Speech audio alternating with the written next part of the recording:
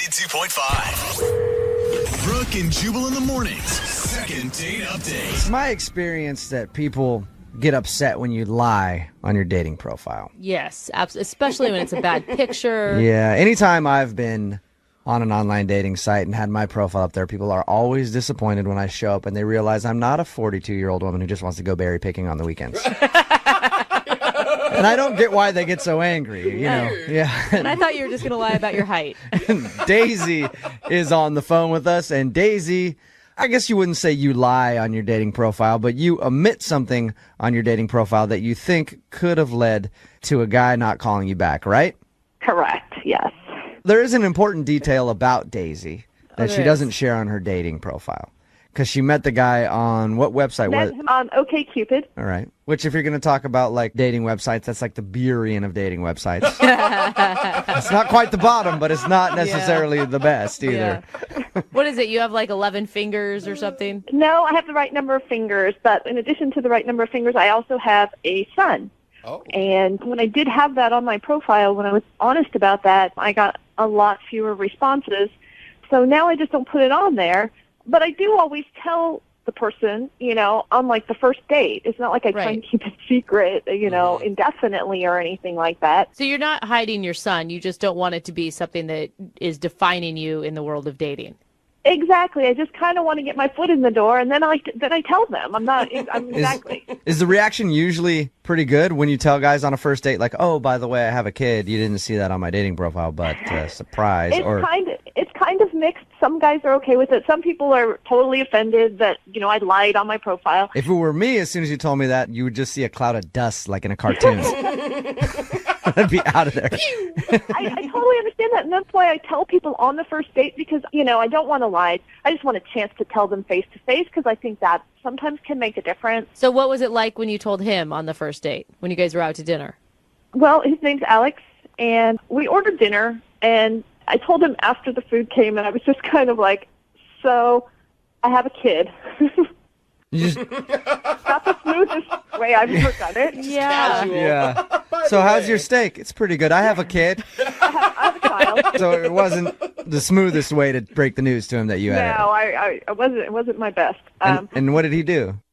I was watching him, you know, because I wanted to see his reaction, and he sort of stopped and just looked at me and said, "Oh, that's cool," and then sort of went on. So, I mean, it wasn't horribly positive, but it wasn't horribly negative. It was just sort of generic. I think that's It just was a like- polite way of being like, ouch. Yeah. Really? You think so? I think so. Or yeah. maybe he's just saying, why are you being so awkward about it? That's cool. Like, you have a kid. I don't think so. You'd want to be like, did he ask you about how old your kid is and what sort of kid it is?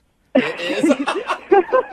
He did. You know, he asked about, you know, is it a girl or a boy? How old is your child? That's Well, cool. then maybe it was, because if he didn't ask any of those questions, he was just like, oh, cool, moving on. Yeah. Then it was obviously something that he didn't like. But if he was asking you questions, Right. he might have been like, oh, that's cool. Yeah. How did the date end? I mean, were you guys having a good time? And Yeah, it ended nicely. I mean, he had picked me up, so at the end he drove me home. He gave me a kiss on the cheek, which I actually liked. I thought that was really sweet and, Yeah. you know, like respectful and stuff. I totally like that. and it says, I'm not totally grossed out to touch you, but I don't want to move too fast. And the last time you did more than that, you got pregnant. So you don't want to make a mistake. Yeah. Yeah, and so that was it. And then I called him the next day, and I left him a message and just said, you know, that I had a really great time, and I appreciated how gentlemanly he was and everything like that. But he never called me back. So Okay. And you haven't heard anything from him. Have you tried more than just that one time? yeah, I called him a couple other times, but I didn't leave another message. It just went straight to voicemail, you know. But I didn't leave another message. Okay. Well, we'll play a song, come back, call him, see if we can get him on the phone and get your second date update, okay? Great, thanks. Hold on. Moving 92.5. Brooke and Jubal in the mornings. Second date update. Daisy is on the phone with us right now. She wants to call a dude named Alex. She met him online, okcupid.com.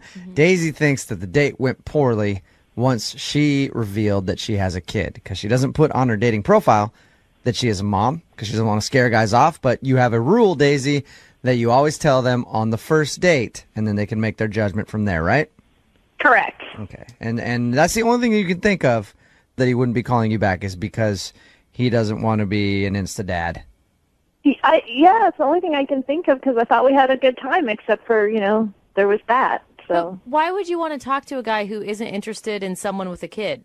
I mean, you're not going to change that you have a kid. yeah, well, I guess I want to know for sure, and Yeah. Yeah. We're just speculating. We don't know that the kid is the reason. It could be something else. right.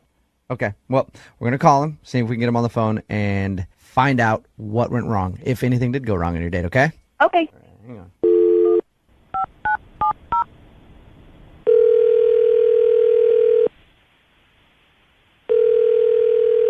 Hello? Hey, I was looking for Alex. Yeah, this is Alex. Alex, how you doing, man? This is Jubal from Brooke and Jubal in the Morning. I'm moving 92.5. I'm sorry, who is this? Jubal from Brooke and Jubal in the Morning on the radio station moving 92.5. How are you? I'm fine. You're calling from the radio station? Yes. Okay, why?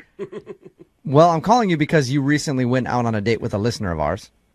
That's kind of weird. It is. A woman named Daisy. Yeah, we'll admit it is not a normal to receive this kind of phone call. A woman named Daisy that you recently went out with emailed the show saying that she really enjoyed your time together, but you've been blowing her off and haven't been answering her phone calls. So she said, hey, can you give Alex a call and see if you can find out if I did something wrong? So that's why we're calling you, Alex. Okay.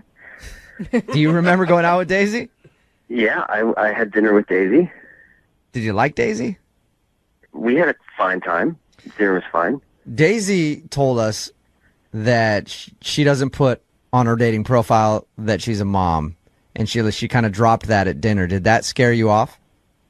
I mean, I wouldn't say that scared me off. I mean, it was a little surprising that, that's like a big part of a person's life. And like in other profiles, I feel like that information was on there. So it was a little bit shocking that she just sort of dropped that in the middle of our dinner. But, I'm not against dating someone who has a kid. Okay, so that wasn't it then. No. Do you want to see her again? Your voice just got so Yeah, your high. voice got so high pitched, dude.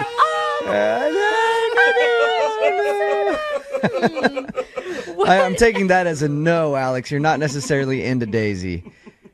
Honestly, the date got a little weird, and so I don't think that I would want to see her again. Define weird, if you could. This is weird to talk about with strangers on the phone, but towards the end of the meal, like she sort of got kind of quiet and emotional and sort of intense. And then she told me that her car was in the shop, which I knew because I had to drive. She asked me if I could pick her up, which is totally fine. But then she asked me if she could borrow some money to help pay for the car repair. No, stop She it. asked for a loan on your first date? Like how much money? Like $700. Oh, She just didn't have. She was waiting for a paycheck the next week or whatever, and Oh, she would get me no. back the next week. But that she was in this tight spot, and it was really affecting, her kid's life and her life and Oh, whatnot. boy. Oh, gosh. no. What How did she you bring say? that up? Did she just say, hey, can I borrow $700? No, I mean it wasn't like that. I felt like she felt uncomfortable having to ask, but it was just really weird. And I was like, I don't really have that kind of cash flow. I don't have $700 to give to someone that I've met like 45 minutes ago. But I understand, people are in a tough spot, like car repairs. Yeah. Yeah. So, but then she's like, well, what about like $400? Like I have another friend that I could get the rest from. She was bargaining with you? Yeah. So then she bumped it down to $4, and I was like, just as a general policy, I don't do loans on first dates. And then, Yeah. we had dessert, we went home, and I, got out of there. Oh, that's Yeah. so awful. I have a tough so time many levels. loaning money to good friends of mine, let alone somebody that I just went out on a date with. It seemed like a situation I didn't want to get into. So Not to make things weirder Ugh. than they already are for you, but Daisy is actually on the phone and heard everything that you just said.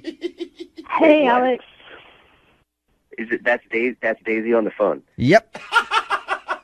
It's me. Hi. Daisy, did you failed to tell us that you asked him for a loan on your first date, Daisy. It was just one little question. You know what I mean? It didn't. Huge question. Daisy, that's a $700 question. I was going to be able to pay him back by Friday. I mean, I got paid on Friday. It wasn't like I was never going to pay him back or going to drag this out or anything like that. And, I mean, what am I going to do? I can't ask my ex-husband. He's a jerk. You know, so it just, to me, it was like a little question, and I didn't hold it against him at all that he said no, so I guess it never dawned on me that he would hold it against me that I asked. Yeah, but I don't know you. It just seems so weird that you would think that it was okay to ask to borrow money. Don't you think that's weird? To me, it's just like, there's no harm in asking, you know what I mean? I thought we were having a good time. It seemed like you would become a friend. And you never know until you ask. And like I said, there was no hard feelings that you said no, so it just never occurred to me that it would create hard feelings that I asked. Yeah, don't worry about it, Alex. Daisy's not pissed at you that you turned down. Opportunity to loan me money. Wait, why are we worried about whether she's pissed? You know what I mean? It's like, come on, it's super weird to ask to borrow money. I mean, I don't ask friends for money. That's like something you ask family. Like, do you have an uncle or like a cousin or something? Like, rather than asking someone that you just met on a first date? I mean, I suppose if I had someone else, I would have asked them, you know, but it feels like, to me, it seems like super judgy to make assumptions about a person based on one question that they asked, you know? Daisy, if I went out on a date with someone, and they started telling me they were having money problems and then asked me for cash, I'm going to judge them. Yeah. Oh, And I'm going to say guys. that you're trying to, like, milk me out of money, especially if I met you online. I don't know you at all. Not a lot of trust can be had in a person that you just met on a first date asking for money.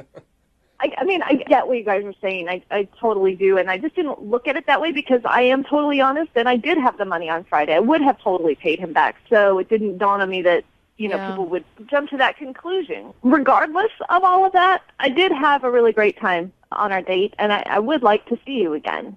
Alex, would you like to go out with Daisy again? Please. We will pay for a second date. Daisy, I'm not paying for any car repairs. Guys, be But we will Stop pay for attacking a second Daisy. date if you'll go out with Daisy again, Alex.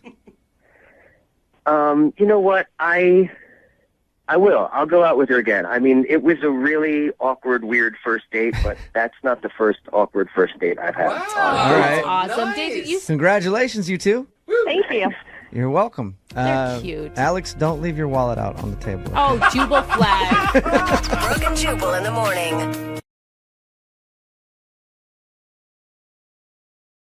Are you single and feeling out of the loop? Put away that mouse and get out of the house. Join In the Loop, Seattle's brand new activities club just for singles. Go to intheloopsingles.com today. Moving 92.5. Brooke and Jubal's second date update. Danica is on the phone with us. Today she wants to do a second date update to a guy named Mike. Apparently they met online and went out, and she's very upset that she's not getting a call back. Danica, how are you? You know, I'm all right. Oh, Right. honey. Are you okay?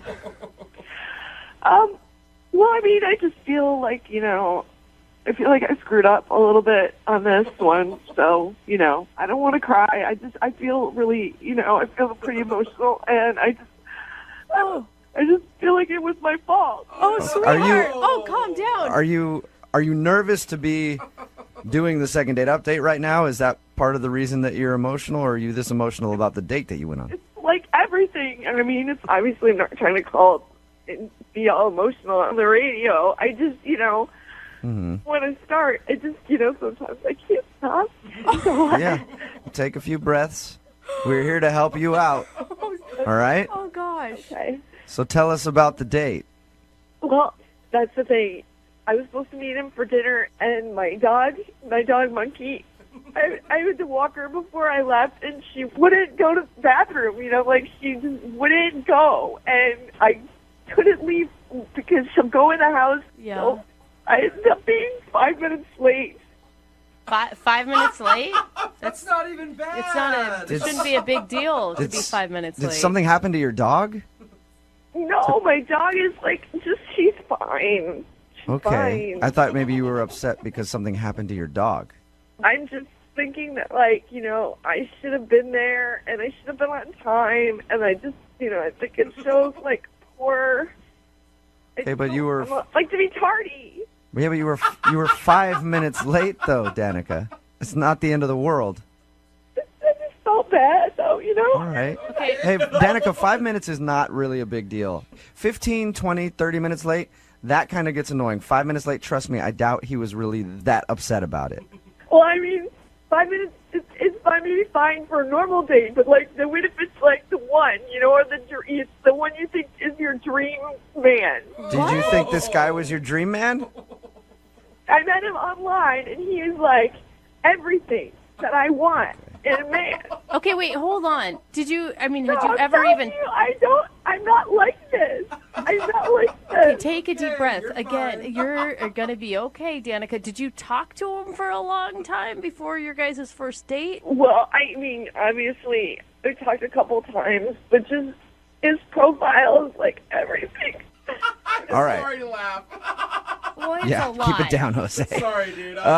It's okay. I mean, I know it's kind of funny to some people, but it's just kind of how I react. Well, it's not necessarily laughing at you crying about the situation. It's more, it was 5 minutes late. Yeah. And for most people, they would not get that worked up. If that's how you express yourself, that's how you express yourself. I guess so. Did you end up, were you this visibly upset when you actually met him? Well, I was, yeah. I mean, I was driving, and, of course, I was, like, getting emotional in the car, and I was mad at my dogs, and, like, that's hard. And then I got to the restaurant, and, I realized I hadn't even combed my hair, and my mascara was everywhere. And so I was just trying to be, I tried to play it off. So it was obvious that you had been crying. Yeah, I mean, yeah. And I like, used myself to the bathroom to, like, go, like, get it together, Yeah. And I came out, and I sort of just lost it again, I mean, like, he was so sweet, and I started telling him about Monkey, and it was... What did he do when you started crying? He's, like, looked really surprised. He's a sensitive person, so sure he was upset for me, but he was, like, being strong. So you guys continued the date after you were crying about your dog? Yeah, I mean, once I told him what had happened with Monkey, and, it made me feel better. We had eaten, and then the date was sort of over anyway, so... Okay. How did it end with him? He gave me a hug, and, like, a really super loving hug, and he just made me feel better, and I said, can I get a do-over? Like, this isn't me, this isn't how I am, and I texted him, like, a bunch of times, not that many, but, like enough that I probably thought I would hear back from him by now. So I don't understand why he wouldn't let me just have a do-over. Danica? Yeah, but Danica, if I went out on a date with you like that and you started bawling on the date, it would probably freak me out. Yeah. Either that or I would start crying too, and then we'd just be a mess, just the both of us at the table.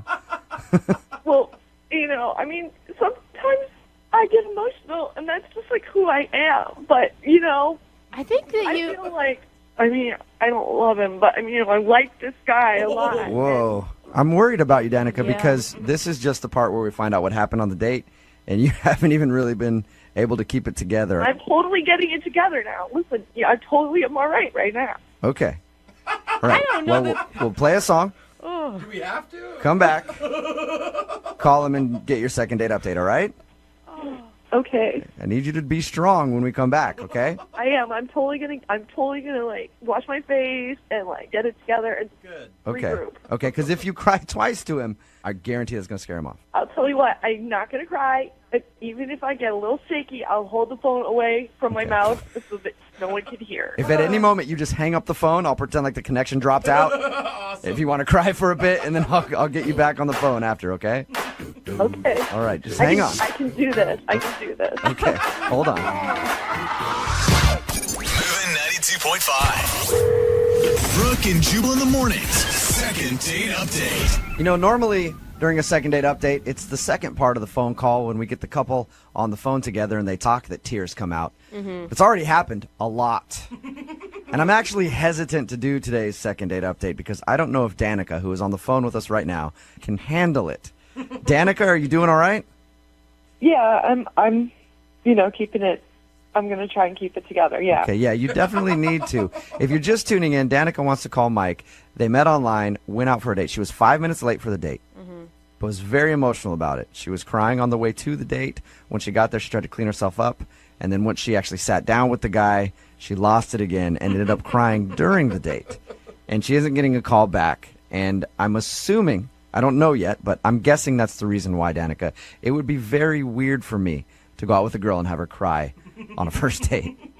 I know. I mean, I know it seems weird, but that's why I'm going to apologize to him and tell him I'm a normal person, you know? Can I make one suggestion? Because I'm a person, I cry at every emotion. If you start to get emotional, pinch yourself. That's my trick. Because it, like, helps you get out of your mindset of going down that path. And then it hurts because you pinch yourself and you cry more because of the pain. Ow! Yeah. Oh, why'd you pinch me? I'm willing to try anything, to be honest, and I will do it. Do you feel strong right now? Do you feel like you could do it? I do. I took some deep breaths, washed my face.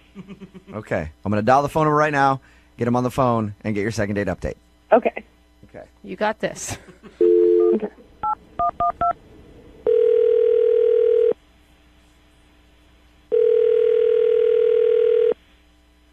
Hello?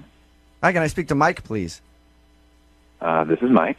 Mike, how you doing? This is Jubal from Brooke and Jubal in the Morning. I'm sorry, where are you calling from? Brooke and Jubal in the Morning, the radio show. Okay. Did I win something? No, you didn't. I'm calling you because we recently got an email from somebody who went out on a date with you. Okay. And she's been trying to get a second date, but you haven't been returning any of her phone calls or text messages. So she asked if I could get you on the phone and find out why. Seriously? Mm-hmm. Her name is Danica, and I'm gonna take a wild guess and say that you remember this date. Oh. Yes, I do. So she emailed you to call me. Yeah, it's a segment we do on our show called the Second Date Update. That's a little awkward, but okay. What did you think of Danica, first off? I mean, Danica is a really sweet individual. I mean, she has a really great heart. I would just say that she is a very highly emotional person. Mm-hmm. Yeah. Really? We've talked to her about your date, and it was obvious from our conversation that she's very emotional. Oh, okay, right. So then you got a little bit of that. Mm-hmm. I mean, I'm a sensitive guy, and I'm a Pisces. I pick up on people's vibes, immediately. Mm-hmm. So I get it, but I mean, I've never experienced anything like that date ever in my life. She told us about it, and how she was 5 minutes late, and she was very upset about that, and she had been crying before.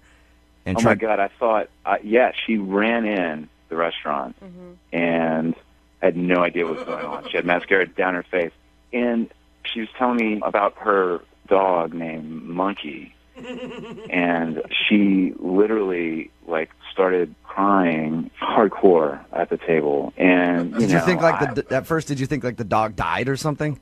That's exactly what I thought. So I'm in shock, because of the way she was reacting to it, but then she was so honestly upset that it was making me upset, and I felt so bad for her, but I didn't know what to do. So she's freaking bawling, and I'm sitting here she kind of got me teary-eyed, and and here we're like a mess sitting in the restaurant, like everybody's staring at us. Oh my gosh. Wow. Yeah, that would be awkward. Oh, man. That would definitely be awkward. Yeah, it was the most awkward experience I've ever had in my life, and I feel bad for her. I mean, she's got a great heart. Yeah, it sounds like she's a very sensitive person.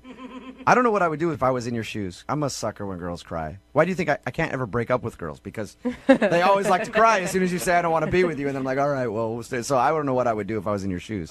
Yeah, and finally when we left, I mean, I was pretty much in a really weird mood afterwards. I mean, when someone is deeply, deeply emotional for an hour, I was kind of a wreck, quite frankly. I would Did have it- I would have felt Myself. emotionally spent after that too. I mean, that's the right word to use. Totally spent. Oh my god. All because she was 5 minutes late to your date. Because she was late, and because she couldn't get her dog to use the bathroom or something. Like that's the craziest part. Mike, I have to tell you this right now. Danica is actually on the phone listening. Are you serious? Yeah, I am. Hi, Mike.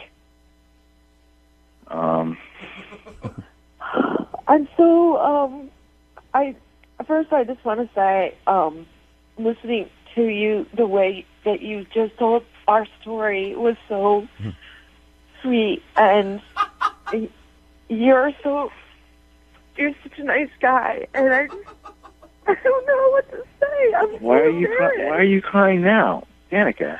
You're gonna get me choked up here. Why are you crying? Because I'm just trying to, I'm actually trying not to cry, and that's making me cry more. Oh god. Danica. Because I really care about you, and I really thought that, after all we talked about online, I just knew you're such a good person, and then I came, and then I ruined everything, and I totally a terrible. I just felt No. Stop. You're not a terrible person. You didn't ruin anything. Okay, I am sorry that that I couldn't deal with the situation properly. I apologize. But it's like we talked so many times, and was building up towards the date, and then I show up and I'm late, and that's so inconsiderate, and I felt so stupid. And No. It's okay. It's okay. You were late. I mean, it's that happens. It's not any reason to Oh my gosh, honey. No. Don't cry. Come on, Danica. Don't. Trying not to. I swear. I just wanna say that, and I know you've been avoiding my calls and my texts, and I understand. I have, and I'm sorry. Okay, I'm sorry about that. Okay. Come on now. I mean, look. I'm an emotional guy too. I mean, how are we supposed to function as a normal couple if I'm so sensitive and in tune to you, and you're connected to your heart, right? I mean, how are we supposed to balance that? We'd be a walking mess, just like a basket case of emotions running around the street. Are you saying you're concerned, Mike, that her being so emotional and you being so emotional, all you guys are going to do is sit around and cry together? I mean, I'm not saying that I'm going to sit around and cry, but I mean, I'm saying that I'm going to feed into her feelings, and I'm going to want to, nurture that. But I just feel like that's focused. That's kind of the energy is too focused on one thing. I don't want it to be a negative situation. I don't think it's negative, though. I mean, I don't think it's negative. I think that you were, such a good, you showed me, what a good guy you were. Just, sit there, and you were so sweet to me and so comforting, and, that's exactly the kind of guy I need. Hey, look, you are sweet, okay? And that's why I was there. It's just... How are we supposed to function if we can't even have a conversation without you crying, Mike, would you be interested in trying to have a conversation with no tears with Danica? I mean, if that's possible. I can see if it's possible and ask you if you'd like to go out with Danica again. I'll pay for a second date for you guys. It's possible, I swear. What do you think, Danica? Do you think we can go no tears this time? I promise. I am I'm all cried out. I did it. We can be happy, and we don't have Yes. to. And if I'm late or you're late, it's going to be okay. Well, I'm not going to be late. Oh my gosh. And here's the thing. Fair enough. Here's the thing that you don't even know is that when I'm happy, I'm so happy. Don't display you have major mood swings. Don't do that. I go from super happy to tears Danica. in the matter of seconds. All right. Well, Mike, so you'll go out with Danica again? let's give it another try. All right. That is Awesome. It's going to be amazing. It already is. I can't believe it's happening, Danica. You may have found, you're right, your dream man, all right? I told you, Brooke. Yeah. This is so awesome. Don't screw it up, okay? No more tears. No more tears. I'm totally going to keep it together. Okay. Congratulations, Danica. You got your second date. Oh my God, thank you so much, you guys. You're welcome. Oh my God, I'm so excited. Mike, thank you very much. I look forward to hearing back from you guys after you go out. Okay, yeah, we'll keep you updated. Today's second date update brought to you by Xanax. Even a joke.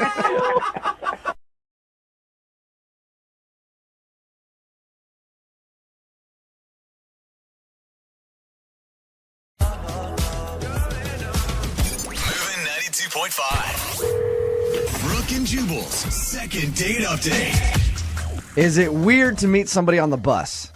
I don't know. There's a lot of commuters out there. Okay. Yeah, because you're love sitting next to connection. people, you're talking to people. Oftentimes people are talking to themselves in the corner. But it's a good opportunity to meet people on the bus. That's where Steven met Allison. Steven is on the phone with us right now. What's up, man? Hey, what's up, guys? How you doing? I'm doing pretty good. Tell us about how you met Allison on the bus. Well, I was on my way to work, and she just sat down next to me, and I thought, man, well, she seems nice. So I kind of worked up the guts to just sort of like start a little bit of small talk. I don't know why the bus just seems weird. I don't know why the bus seems like a weird place to hit on somebody. Public transportation. I do hate public transportation a lot. You know, my husband takes public transit every day. There's lots of normal. Are you saying that Dirty. you want him to meet girls? No, I'm just saying. I've never done anything like that. I've never talked to anybody on the bus before. Like, I was kind of surprised that I did it, but I did it. And it was good. Why this girl? Like you said, you had never really talked to anybody on the bus before. What attracted you to her? Well, she was like really, really pretty. And I don't know, but just before she sat down, she looked at me and she just smiled. And it was like, hey, it was, I don't That's know, all it was it just took. like an instant spark. Yeah, and she was on the bus with other people who are, you know, like have scabies and stuff. Oh, so you're come like, on, Jubal. in comparison, she's smoking hot. No. She looks like she showered. Yeah. And I got to give you credit, Steven. I think it's so nice when men say that they were pretty or beautiful instead of just hot. Like, that's a great compliment. Yeah, she was like, the way she smiled at me, it wasn't like a flirty smile. It was just like a hello. And it was like, oh, that's nice. And, you know, if you're ever on a bus early in the morning, everybody looks like hell. And Yeah. it's like, she gets on, and she's like radiant. It was amazing. Nice. She was hot. Yeah, No, just kidding. So where'd you go on your date then? Well, I decided to surprise her and, I don't know, be a little different. So I took her to a shooting range. Okay. Oh. Interesting. And now, wait, did you know her feelings about guns before you went to the shooting range? No, not really. I just sort of assumed, you know, she seemed like sort of a city girl and she wasn't, you know, into guns or anything. But I grew up with guns, so I'm like really cool with them. Are you like a hunter? Yeah, I grew up like in a small town and my dad always had guns and, you know, like we'd go hunting and stuff like that. I'm not really a big gun guy, but I like going to the shooting range. It's a good time. Yeah, it's and fun. shooting range. But it is risky. How did she take it? She was like nervous, but she was kind of excited. She kept smiling and kind of laughing, but in a nervous kind of way. Of course, you had a gun on you. Question your motives. Did she have a good time though once you were at the shooting range? She seemed to have a good time, and it was kind of cute. Like, she would get scared every time, like, the first time the gun went off, she, like, kind of screamed a bit, and then I kind of helped her and showed her how to hold the gun. And Little old me can't handle a gun. Jose. Wish I had a big, strong man here, maybe by the name of Steven, to come help me hold my hands correctly. You know that it's a genius idea on Steven's Yeah, it is a part. good idea, Yeah, I don't okay. know. I thought it was pretty good. Yeah. Did you guys do something after the shooting range? No, not really, because it got kind of late, and she said she had to get up early the next day, so I just took her home. But, like, we had such a good time, and I don't know, I got, like, really excited. Like, I was really into her, but I couldn't get the nerve up to, like, kiss her. Was it there that moment where you're like, do it now, and then you chickened out? Yeah, exactly. It was like, this is it. You do it now, man. Do it now. And then it was gone, and I'm like, oh, man. Yeah. Once you get past that point, you can't go back, otherwise it's just awkward. Yeah. It's just awkward. It's totally awkward. You feel like she maybe thinks you're not interested, or some girls it can be a I don't turnoff know. where it's like, weird. Like, we did this sort of big kind of manly thing. I showed her this big manly thing. I was like, hey, guns and da-da-da-da. And then I, like, chicken out at the end, and I'm just like, yeah. Yeah, where'd all the testosterone Right. go? How did you work that up? You left it all at the gun range, I guess. Exactly. When she left, did she seem like cool with going out again? I don't know. She seemed nice, and she said, "Yeah, let's talk later." And I was like, "Great." And I called her, but I just got her voicemail, and then she didn't call me back. And so I sent her a text, and like nothing. So I kind of don't know what's up. All right. You really like her. Yeah, I think she's really awesome. Like, I got so nervous I couldn't kiss her. I've never had that experience. You know what I mean? Like, she was really, really sweet. Okay, cool. Well, we're going to play a song. Come back, call her, and get your second date update, all right? All right, thanks. All right, just hold on. Moving 92.5. Brooke and Jubal in the mornings. Second date update. The more I think about it, I think maybe Steven kind of screwed up with his date plans. Yeah, I think usually on a relationship, you want to ease into the gunplay. Yeah, that's probably You know, good. like that's a third, fourth date kind of thing. If you're just tuning in, Steven is on the phone with us. He wants us to call Allison. He met her on the bus for their first date. He took her to a shooting range and is a little off-put because at the end of the date, he didn't go in for the kiss when he thinks he should have. So he thinks that may have killed his chances with Allison. I mean, the date is so aggressive in some ways and then just so passive in others. Right? If you're going to take a girl out for guns, you might as well try to kiss her. Yeah. All right, Steven, you ready to give her a call? Yeah, I really want to find out what's going on. Steven, I'm a small town girl too, and I understand that growing up around rifles and hunting and stuff. Do you think that you can, maybe let her know that you have a softer side? I think, looking back, maybe it wasn't the smartest thing. I at the time, I thought it was a good idea and kind of exciting and different, and maybe she'd think it was cool, but I thought it was the right thing at the time. Well, I think if you're going to take a girl out and show her that you can shoot guns and teach her, that's fun. But then at the end of the day, go in for the kiss. You know what I mean? Yeah, exactly. I know. I feel like such a loser. Oh, Steven, Yeah. come on. Let's all not right, go that far. All right, we're going to call her right now, okay? Okay.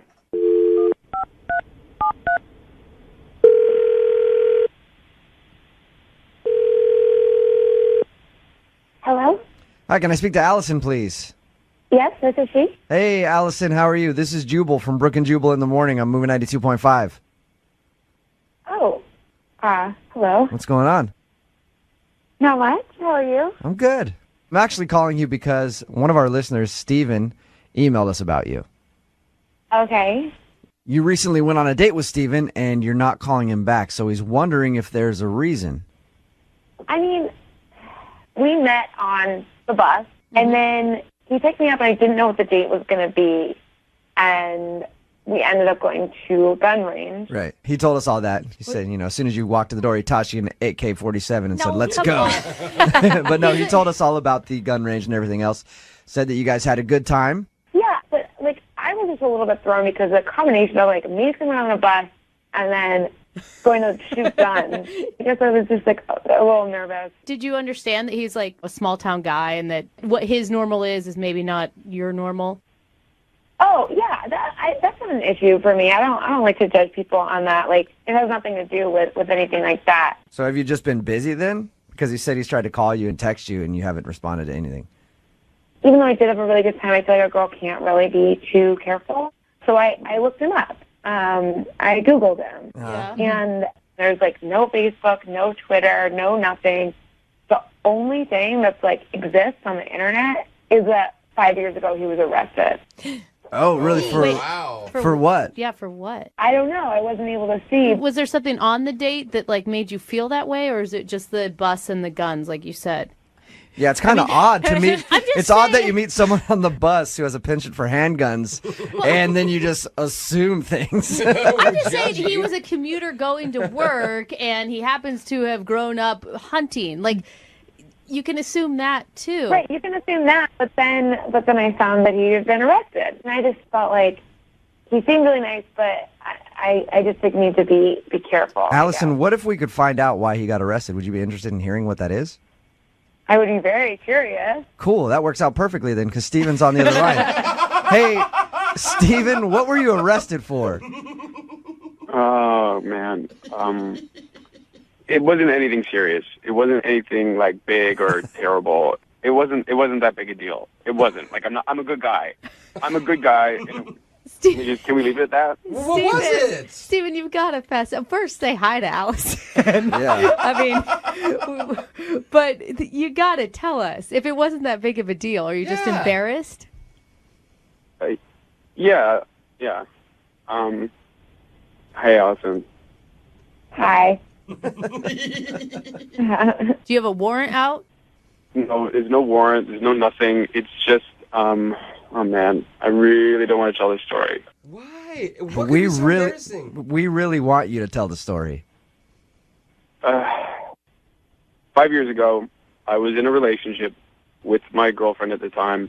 I took her to this big sporting event, and I had this idea to propose to her. And so partway through the game, I had this sign, and I ran out onto the field, and it said, "Will you marry me?" And I held it up to her, and then I was like tackled by security. Oh, nice. And everything, and You weren't just like- You weren't also naked or anything on the field, right? No. I wasn't naked or anything. It was just like I just ran out on the field. I just hopped over the thing and like out there and like held up the sign and waved at her. And everybody was like cheering and like it was kind of really great. And then they tackled me and then everyone kind of cheered louder. He was arrested in the name of romance. Right. Did you get engaged? No. Did she say no? She said no. Wow. Oh, no, man. I'm You got so arrested sorry. and, oh my Allison, heart for you. Allison, there you go. That's either the best lie anybody has ever told in the history of getting arrested, or he just got arrested trying to do something romantic, I guess. Can we find footage of this? I would be very curious to see it. Listen, I didn't do anything terrible. I didn't do anything bad.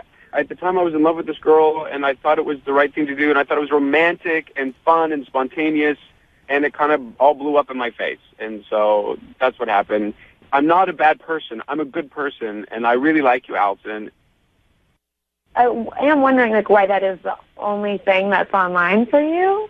Have you just like kept off the grid, or like what's the deal with that? Oh, after that all went down, it was kind of in the news. So like all these people started finding me on Facebook and Twitter and like sending me stupid messages, and I was just like enough. And so I just like I deleted everything. I was like, you know what? I don't need people to find me. I just want to forget it and move on. I will say I can understand why that creeped you out, Allison. I meet anybody without a Facebook or a Twitter now, and I don't want to have anything to do with them because I feel like they've got to be hiding from somebody. We're also jaded here. I mean, Allison, do you see that maybe you were making the wrong assumptions about this dude? Yeah, I obviously was. You can understand why I made these assumptions. Yeah, you but... thought he was a murderous homeless person on a bus who was arrested and had this warrant out and was going on the lam from the law. Thanks. Well, nice one, Brooke. Okay, Allison, would you like to go out on a second date with Steven? We will pay for it. This is all like very overwhelming. Right. I We mean, won't go to a shooting range. Yeah, no guns. No guns on this date. you know, I actually like really respect that. That's why you got arrested. I think that's really romantic, and so like now that I have that explanation, I would say yeah, Yes. Okay. Go out. Nice. Oh, that makes me happy. There you go, Steven. That's awesome. Thank you for like sharing all that and being honest with me. And if you're not being honest, then I'm gonna feel really stupid. There you go, man. You got your second date, Steven. Thanks, guys. Yeah. Thank you. I'm so happy. It's going to be so good. I hope it turns into something good for you guys. However, if you get to the point where you are going to ask her to marry you, you got to really trump what you did before. So good luck with that. He has set the bar high. Brooke and Jubal in the morning. Hey, baby.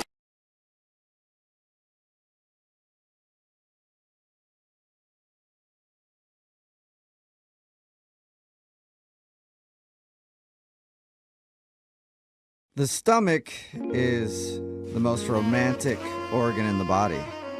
Because the old saying goes, the way to a man's heart is through the stomach. And apparently, the way to a woman's pants is through the stomach as well. It depends on what direction you're going. Wesley is on the phone with us, and he has a signature move when he meets the ladies. Apparently, when he's out at the clubs or partying or whatever, he says that they should go back to his place because he makes a killer quesadilla. And the way he described them actually sounds pretty delicious. Yeah, right? Jubal actually was into it. And apparently it worked with somebody named Christy, but now she's not calling him back. He also says that he dates a bunch. Like, he's constantly dating. He says he's got 2 girls that he's dating right now. And he was hanging out with Christy for a while. Then she sort of dropped off. He doesn't remember why. He tried to text her a little while ago because he saw her picture come up in his suggestions on Facebook, but she never texted him back. And that has not happened to Wesley before, ever in his life. Is that right, Wesley? Oh, yeah. And I have to ask you, Wesley, are you honest with these women about what your intentions are? Like, you'll tell Christy, I don't want a serious relationship. We just want to have some fun.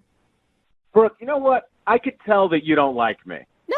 I could tell. I think it's fine as long as you're honest with your intentions. I think it's fine to date around as long as you don't tell someone that you're looking for more or pretend like you're in a relationship with them. I disagree. And you know what? You disagree. If you weren't as old as you are, Wesley! Oh, you're coming for me like that, huh? you would be into this if you were younger. You'd be totally into this kind of dating. It does not have to do with age. I'm just asking if you're an honest person. That is an ageless thing, Wesley.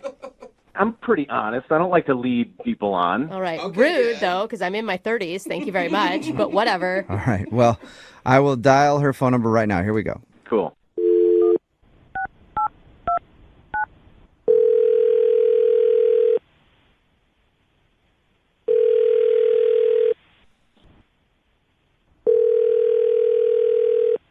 Hello, Hi, is this Christy? speaking. Hey, Christy, how are you? This is Jubal from the radio show Brooke and Jubal in the Morning. Hey. Hey. What's up? Like, what's up? Not much. You listen to the show ever? Yeah, I've heard it sometimes, but why are you calling? Well, have you ever heard of Second Date before? Is that the one where like people call in and then like they haven't heard from someone or something? Yeah, that's exactly what it is, and that's exactly why I'm calling. Yeah, what?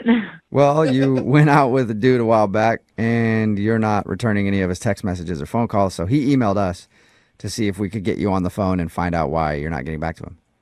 Are you sure that was me? Because honestly, I haven't gone out with any guys recently. Yeah, so... I guess I shouldn't have said recently. I think it was actually a little while ago. I'll give you his name, and then you can tell me if you remember going out with him. His name is Wesley. The quesadilla guy? Do you remember the quesadilla guy? Met at a party. That guy? Yes. Oh my God. Do you remember the guy that took you home and made a quesadilla and you got... Yeah, he's a douche. Okay. Oh, dude. All right, so... Big douche? No, I don't know what's going on.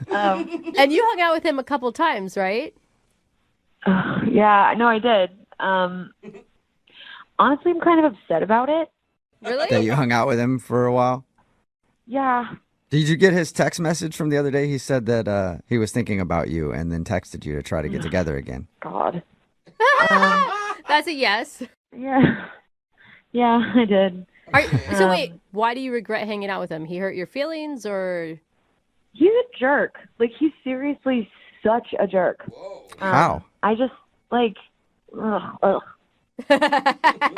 Like, what did he tell you about our interaction? Like, what did he tell you? He said that you guys met at a party. You went back to his place for quesadilla. Really good quesadilla, I guess. Yeah, no, it was good. I can't remember, like, what was in it. It was, like...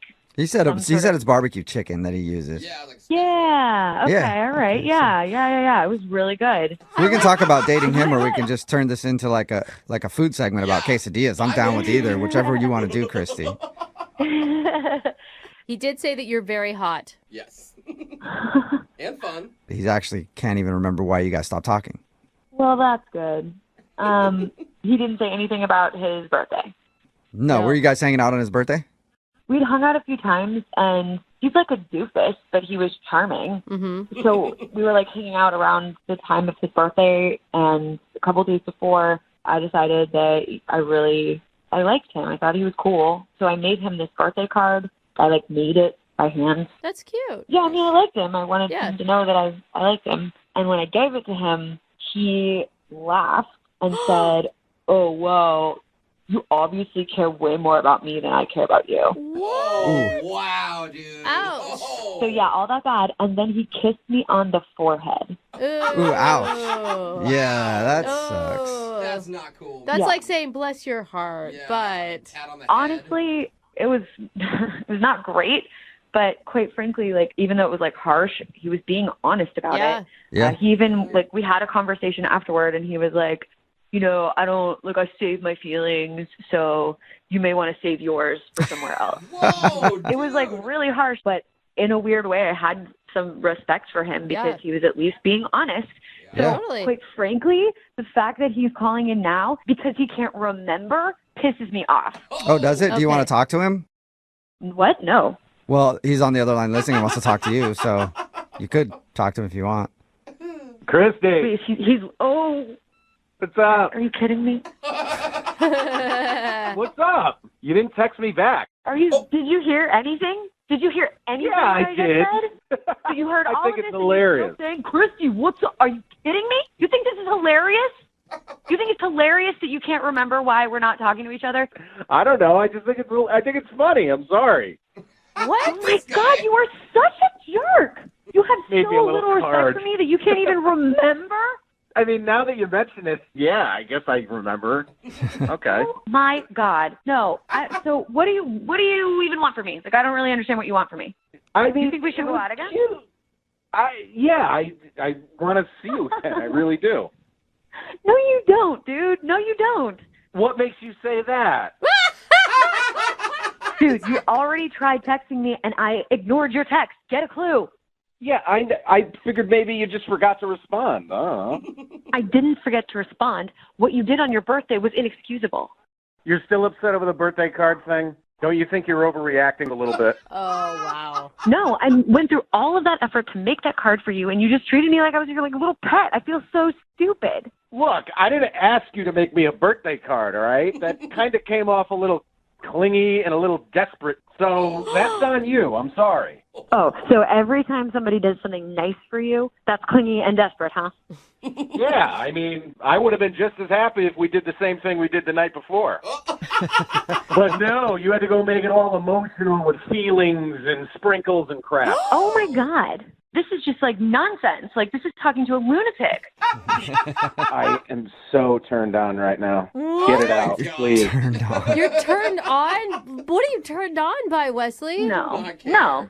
Guys, just listen to how intense and passionate she is right now. Oh, I can't get over it. Oh, man. Ew, are you kidding me? You are gross. Come on. Disgusting. Come on, you. This is disgusting. You really think that this is working? I do feel like, Wesley, you're kind of delusional. Yeah. Well, you're old. You're not into this. Christy, I heard you tell them that you had a good time with me, that we hung out, it was all good, you loved my quesadillas. Yeah, I did like the quesadilla back then, before I realized what a jerk you are. Talk dirty to me. I love it. What? Get angry. God, no. You're ridiculous. This is ridiculous. Oh, my God. I'm so sorry, Christy. Can I please get off the phone? This is weird. Well, in just a second, I need to ask you a question. Would you like to go out with Wesley again on a second date? Yeah, we'll pay for it. Yeah, Oh, my absolutely God. not. It's like you have two Wesleys on the phone right now with you, Christy. What'd you say, Christy? I couldn't hear you. Not a shot in hell. Really. Oh, Man, Wesley, I was surprised. I thought you were gonna turn her around to your side, and she was I gonna go. really thought she was going to go for it too, man. Yeah, I know. No, he's being sarcastic, Wesley. Christy, listen, you're not remembering the good times we had. Please try to Oh remember my God, the good shut times. up, you loser. Wesley, I don't think you're getting man. a second date with Christy. Hey, that's all right, guys, because like I said, I got two other ones right now, so we're good. Okay. All right. Well, Christy, thank you for your time. Appreciate it. And she's gone. All right. Well, Wesley, good luck and continue to date Hella. All right. Yeah, man. Thanks for your help, Yeah. guys. All right. See ya. I'm excited to talk to the dude that's on the phone for a second date today because the way he started off his email was just hilarious to me. Really? It just started with, I date Hella. What? And I've never been blown off. Oh, So I need your help. Oh, my this God. Yeah. I mean, we already all have an opinion of him, right? His name is Wesley. What's up, Wesley? Hey, what's up, guys? Not much. So you date Hella, huh? Hella, you know it. Now, that wasn't a joke, right? Wesley, you're being serious on that one. I'm a aficionado of dating, oh yeah. Okay. All right, so you go on a lot of dates. Yep. I don't think that that's probably a good sign, is that you're going on a lot of first dates. It's usually that you get a lot of second dates is probably a better sign, Wesley. It's not the way my first dates go. Oh. All right. Okay, Your first sure. dates are Yeah, successful, at least according to your email. You said you've never been blown off before, ever. Never. Really? Not one time. Nope. Okay, so who's the lucky lady who popped your cherry? Is that too much for being blown off? This was months ago, and my memory is kind of like hazy, but I met this girl, Christy, at a friend's house party. So we had mutual friends. I never talked to her before that, but we met at this party, and, I use a line that works well. Is it that you date hella? That is how I date hella, absolutely. So I use this line. I know a lot of guys have lines, but the line I use is I say, why don't we come back to my place, because I make a banging quesadilla. What? Okay. It doesn't Do you take- actually make the quesadilla, or that's just a line? I make it from scratch. Wait. Secret ingredient, barbecue chicken. Okay, wait, but you're telling me a quesadilla is what wins women's hearts over to come back to your place? Yes. And some of them, they're like, oh, I'm not eating sugar. I'm on keto. I'm on paleo. I could do keto quesadillas, gluten-free. Wow. Whatever you need. All right. You're the quesadilla master. That's it. So I guess dudes should take note. Yeah. All you got to do is be able to make a quesadilla, and you can get any woman you want. Hey, seriously, though, if you offer a drunk girl a quesadilla, there's no way she's saying no to that. Okay. No way. Did you offer a drunk me a He is right. quesadilla? There's no way I'm Yeah. saying no, man. I think you're basically taking home anyone. Yeah. I mean, I'm all right. I'm interested right now. I'm not even drunk yet. So, is that how you met Chrissy then? You used the quesadilla line? Yeah, and we ended up hooking up that night. Mm-hmm. And, God, it was so long ago, I can't even really remember. And we ended up hanging out a few times after that, and then we kind of lost touch. I told you guys I date a lot. So Yeah, we get it. I can't remember why we stopped talking. I don't think there was ever like a conversation where we said, all right, we're done. It just kind of went away. And Why are you thinking about her now? I was on Facebook, and you know how when somebody's profile pops up, it says, somebody you may know? It was her. And you're like, okay. oh, I remember that girl. Yes, she is so hot, and I can't remember why I stopped talking to her. And a girl like that, I have no idea why we would have stopped seeing each other. Between having fun and her being just piping hot, I don't understand. Okay, so you just want some answers. Absolutely, yeah. And can I ask you, since it's hard for you to remember, how many girls are you currently hanging out with right now? I have 2 on the reg right now. Oh, okay. So, I don't know. I mean, and here's the thing. I really don't even want to be exclusive with her. I just kind of want her back on the rotation, back on the regular. All right. What kind of offer is that? Good old rotation. Yep. I mean, maybe she's got her own rotation going and it'll work for her, but have you contacted her? I tried texting her because I still had her number, and, no response. Okay. Wow. I mean, this is really a love story. I cannot wait to get her on the phone and say, remember the guy who kind of remembers you? Every time we hung out, we had a really good time. I don't even think if you asked her if she had fun with me, I guarantee her answer is going to be yes. Okay. So why do you think she's not texting you back then? Honestly, I really don't. I can't put my finger on it. I really don't know. Huh. I could put my finger on a couple of things for you, but I'll just leave those to myself. I bet you would like to put your finger on a couple things, huh? Okay. I like to put my finger on those quesadillas. They sound Yeah. good. All right. Well, we'll play a song and then come back and call her and get your second date, okay? Sounds good. Yeah, man. Hang on.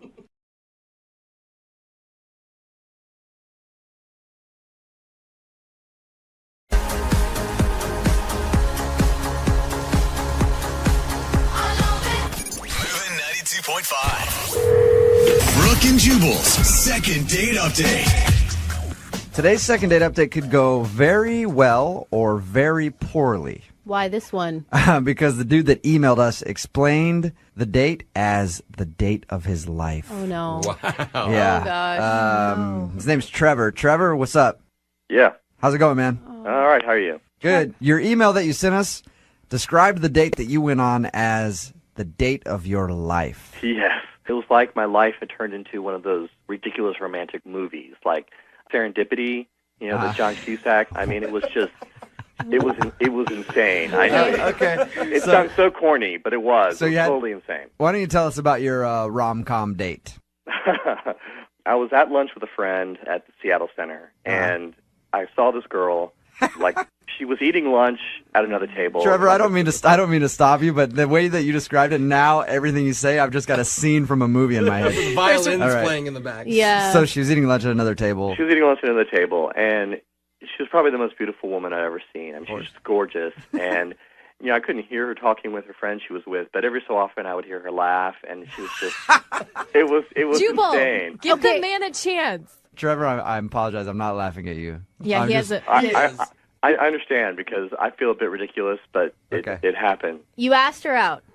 I just decided, what the heck. I went over and excused myself and said, didn't want to interrupt, but you are literally the most beautiful girl I've ever seen in my life. It's kind of cute. I would love it if you would go out on a date with me. It's kind of cute. And she said yes. Well, she kind of laughed, and she said she was flattered, but she was only in town for a few days. Okay. And I said, that doesn't matter. Let me take you for a night on the town and show you what Seattle's all about. All right. So we set up a date for the next night, and we just went down to the Pike Place Market. Place was all lit up at night, and we had these little French pastries that are like covered in like powdered sugar. Oh, those are so good at the market. So of course I get it like all over my face, and she just laughs and she wipes it off my face. Dude, couldn't have been more adorable. Come on, right there was that's a scene from a montage in a movie, man. I'm gonna start writing this up, and we're gonna make royalties off this story. All right. So how did the date end? We ended just at a park, and I was just feeling. And it was a clear night that night, so the stars are out, and I start getting a little corny, and I had this little stars now. You continue. I try to carve our initials in a tree, which I'm a total failure at, but because my pen knife is like worthless. But but of course she thinks it's hysterical. Let me go back there for a second here, Trevor. One, you carry around a pen knife. Two, you try to carve your initials in a tree on a first date. This is how amazing this girl is. And she laughed. She was into it? She was into it. She thought it was cute and ridiculous, and then to top it all off, I just jumped on top of the bench that we were sitting on, and I just announced to the world, I love this woman. Oh, you did not. And, you did like the jewelry commercial thing, like where they're standing there and I love this woman. The Tom Cruise on Oprah's couch moment. More importantly, you used the L word. Because she was amazing. What did she say? What did she say at the end of the date? She said she had a great time, and kissed me goodnight, and then she went home. Vanished into the dark. I still feel like you're screwing with us, dude. No, I swear, it was the most ridiculous date of my life. Okay. I sent her a message the next morning, and I called and left her a message, and she's not calling me back. Where does she live? She was from Detroit. She was in town from Detroit. Mm-hmm. But the thing is, it was such an amazing night. I'm willing to go out to Detroit and see her. I'll go wherever she is. You get one shot at love, and he found the love of his life, told everybody at the park. You do realize Jubal's making fun of you right now. Not at all. Right? Not one bit. You know what? That's fine, because it was the most ridiculous night of my life, and obviously it is fate, and I've got to track this girl down wherever she is. Okay. Don't let our cynicalness get you down. Well, Trevor, I support you. Trevor's a listener. He knows. I mean, at least you know that we were going to rip on you a little bit, right? Mm-hmm. Yeah. Well, I knew I was in for it, and I knew the story I was going to tell, so I just knew that it was going to be never ending. I'm excited to talk to her. But it's worth it. I'm excited to talk to her. I'm excited to talk to her too. She sounds like a wonderful, wonderful person. She may be the love of my life as well. Trevor, all right, we're going to call her right after this. Okay. And see if we can get her on the phone and ask her why she hasn't gotten back to you. All right. Moving 92.5. Brooke and Jubal in the mornings. Second date update. Just reminding everybody joining us, we are replaying one of the most talked about second date updates ever. Why? Because after the segment airs, we're going to talk live to Trevor and Alexandra and find out exactly where their relationship stands today. Okay, if you didn't hear the first part of the second date update, I'm not going to go into nearly as much detail as Trevor did about his date. But Trevor met a girl named Alexandra who's from Detroit, actually, showed her around Seattle. A couple of the highlights, took her to a park, tried to carve their initials on a tree, ended up jumping up on a bench in the park and exclaiming that he loved her after they kissed. Basically like a romantic comedy, not even a romantic comedy, just a romance novel. Yeah. Would that be an okay description, Trevor? Yeah, I'd say so. Now, Trevor, she's from Detroit, so you're totally willing to make a long-distance thing work. Absolutely. We're going to call her right now, get her on the phone, see if we can get an answer why she's not calling you back. And you can jump in whenever you want to talk to her. Okay.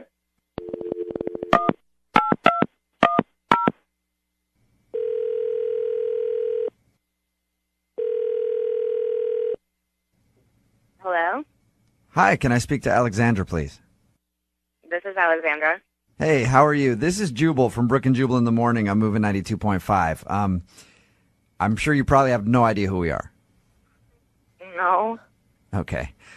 We host a morning radio show in Seattle, Okay. and we wanted to call you to ask you a couple questions about a mutual friend. Oh. When you were in town here in Seattle, you met a guy named Trevor, Yeah. and you guys had a kind of an evening out together, right? Yeah. Oh my God. Things just get more intense Yeah. with Trevor, don't they? We're calling to ask you why you haven't called Trevor back. You're calling to ask me why I'm. This is weird. I know. Is it any weirder than your first date? Come on. Here's what this is. We do a thing on our show called the Second Date Update. We're basically just calling you to ask you why you haven't gotten back to him. Oh, well, I mean, it's really hard. I'm in Detroit. Did you like him when you went out with him? Yeah, I did. I mean, at first I was like a little bit, it's not what I'm used to, like someone being so intense so quickly. Yeah. Yeah. But, I mean, as long as he wasn't like 100% serious about jumping up and declaring his love on a first date, like if it was just kind of for fun, I had a really good time. But, you know, you say it's just because of long distance, but didn't Trevor make it completely clear that he would do anything to make this relationship work? Yeah, he did, but it was a first date. Yeah. Yeah. If I lived in Seattle, maybe things would be different. Okay, I so don't it's, know. Alexandra, it's solely the Detroit-Seattle thing that you don't live here. That's it. I would definitely, if I lived in Seattle, go out with him again. Okay. Alexandra, distance shouldn't matter. I know, but I like Alexandra, that job. this is Trevor. Oh, hi. Hi. Yeah. I didn't know that you were on the phone, too. Oh, my God, I'm so embarrassed. Yeah. No, Trevor is on the phone. Trevor is smitten. Alexandra, I think you know, I had the best date. One night, it just can't be enough. It just there was something magical there. I mean, I know that sounds incredibly ridiculous to say, but Alexandra, I would move heaven and earth to have a second date with you right now. Oh, my God. Come on, Alexandra, Alexandra. you should see the faces of all, well, everybody in the room because we're all women. You should see the faces, though, of like Brooke and Lydia seriously melting. Now, is that too much for you, or did you find that romantic, too? I have to say, I wish you could see my face right now because I'm totally bright red. I'm so embarrassed, but like that just touches. I don't know. Yeah, Alexandra, I'm worried, Trevor, that you're gonna maybe expect too much too soon. But how could I say no to? No expectations. No expectations. If it was a fluke and our second date is like a complete disaster, you'll never hear from me again. But it's just. It was just too. I mean, I know I came on like super intense, and I jumped up on park benches and ruined trees, but it was just I don't know. It was just such a crazy night, and I just feel like you just can't let something like that just happen once. There's got to be more, and you need to go for it. Alexandra? Yeah. Do you believe in love at first sight? I don't know. I used to think I did, and now I don't, but do you? I feel like I'm in the Twilight Zone right now. This is so weird. All right. I told these guys earlier, Alexandra, that I never even thought about it twice before. But when I saw you at lunch that day, I know it seemed like a line, but it was also true. You are the most beautiful woman I've ever seen. And if I need to fly up to Detroit for a weekend to have a second date with you, then I will come out to Detroit. I don't know what will happen after that, but something has to happen. So, if whatever I need to do, I will make it happen because you are amazing, and I want the second date. At the end of these second date updates, Alexandra, since you're not familiar, we always pay for the couple to go out again if they want to go out again. It'd probably bankrupt the radio station to pay for a plane ticket because we don't have a lot of money here. We could buy dinner in Detroit. Come on. Well, I was saying dinner. Yeah, plane ticket. I said we can't do. Oh, okay.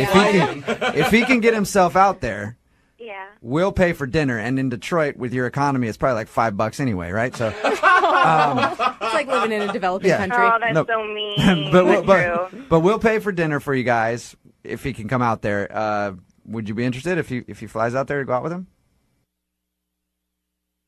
Yeah, definitely. Oh, that's so cute. Yep. We have to get an update of how the second date goes on this one. Oh, definitely. I think something could come of this. Yeah. I really do. I'm not a love at first sight girl, but I'm an incredibly amazing attraction at first sight that can turn very easily into love type of girl. I now understand why romantic comedies do so well. Because people buy into them completely. But maybe every once in a while a romantic comedy is actually based on real life. It has to come from somewhere. It's not a romantic documentary. All right. Hey, well, congratulations, you guys. Alexandra, now that you know that Trevor is going to come there, you guys have to sort it out and get back to us and let us know what happened after your date, okay? Okay. Oh, my God, I'm excited. I love love. Yeah, me too. We just replayed one of the most popular second date updates that we've done to date. Alexandra and Trevor. Trevor fell in love with her at first sight. She was out here on vacation from Detroit. They had made plans for Trevor to go to Detroit and spend time together and see if the movie love that Trevor thought he felt was a real thing. Well, Trevor emailed us and said that he went to visit her just about 2 weeks ago. Really? Trevor, what's up, man? Hey, what's going on? How you doing? I'm doing great. How are you guys? Like Good. great, or like in love great? Come on, Trevor. So you went to Detroit. You stayed for the weekend? Yeah, I got my own hotel and stayed Friday through Sunday. We had dinner on the show Friday night, and she took me out to the Motown Museum, and I hung out with a bunch of her friends who were really great. Trevor, were you nervous going out there? I was a little nervous because, that date was so crazy.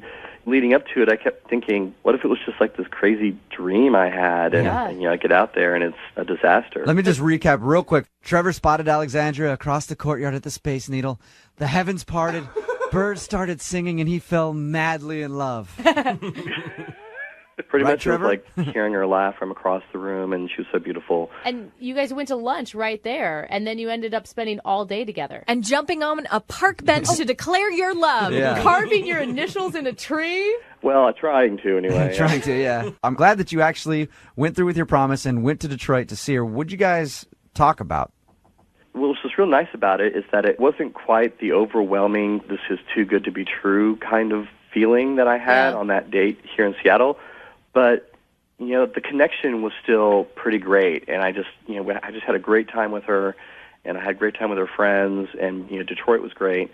You're the first person to ever say that, I think. That Detroit was great. Hey, Trevor, I'm wondering, did you guys talk a lot over the phone, maybe FaceTime, Skype, leading up to this? Because it had been 2 months in between? I did. We texted, a bit and sent emails and talked every so often. And so, we spent a little time just kind of internet dating, I guess. Did you feel let down that it wasn't the same type of magic when you saw her, or did it make you actually feel better about a relationship? No, with her? I actually felt better because being in Detroit with her felt real. I mean, where before it was like this ridiculous, romantic comedy or romantic movie that was just, now it feels grounded and feels like something real in the world. We obviously know how Trevor feels about the whole thing. Alexandra's on the phone, too. Alexandra, what'd you think of the whole experience? The whole thing was kind of overwhelming at first. Mm-hmm. just because, like, so many of my friends knew about it, and then it just sort of, like, grew. And it was really fun to sort of be the center of attention for a while, but it also felt so crazy. Like, it just felt like something that was kind of unreal, and I kept just, like, waiting for the other shoe to drop, I guess you could say. Waiting for it to go bad, you think? Kind of a little bit. Okay. And then, I don't know, it was just like my friends were kind of giving him a hard time because I think maybe they were a little bit jealous. Was there a point over the weekend, a moment where you're like, oh my gosh, this could actually work? It's so strange to be talking about this on the radio.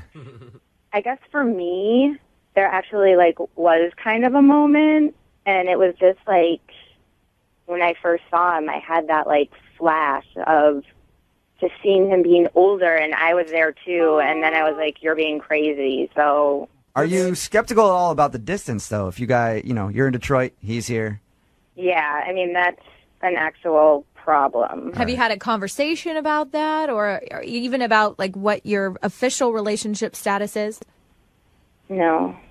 Oh, yeah, let's do it right now. Yeah, what do you want it to Trevor, ask her to be your girlfriend and tell her to move to Seattle. Whoa, Brooke, a little aggressive. Am I being too much? Yeah, maybe a little bit. Actually, I just want it to happen. Trevor told producer Boy that he has an announcement to make. Trevor? Yeah. Go ahead whenever you're ready. Producer Boy won't tell me what it is, but he told me you have some sort of announcement. All right, so Alexandra, we met in January here in Seattle. I took this wild chance when I saw this beautiful, amazing woman. We had a magical date. As ridiculous as it sounds, it was the most amazing thing I'd ever experienced.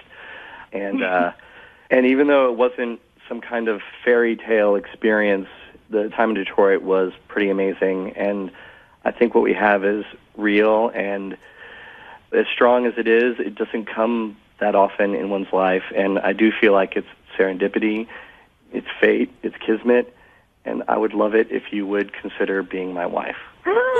Wait, wife? Wife. What? Oh my God! Wow. That's how strongly I feel. I mean, it's beyond. And Trevor, you guys have spent a weekend together. Oh my God, let her respond.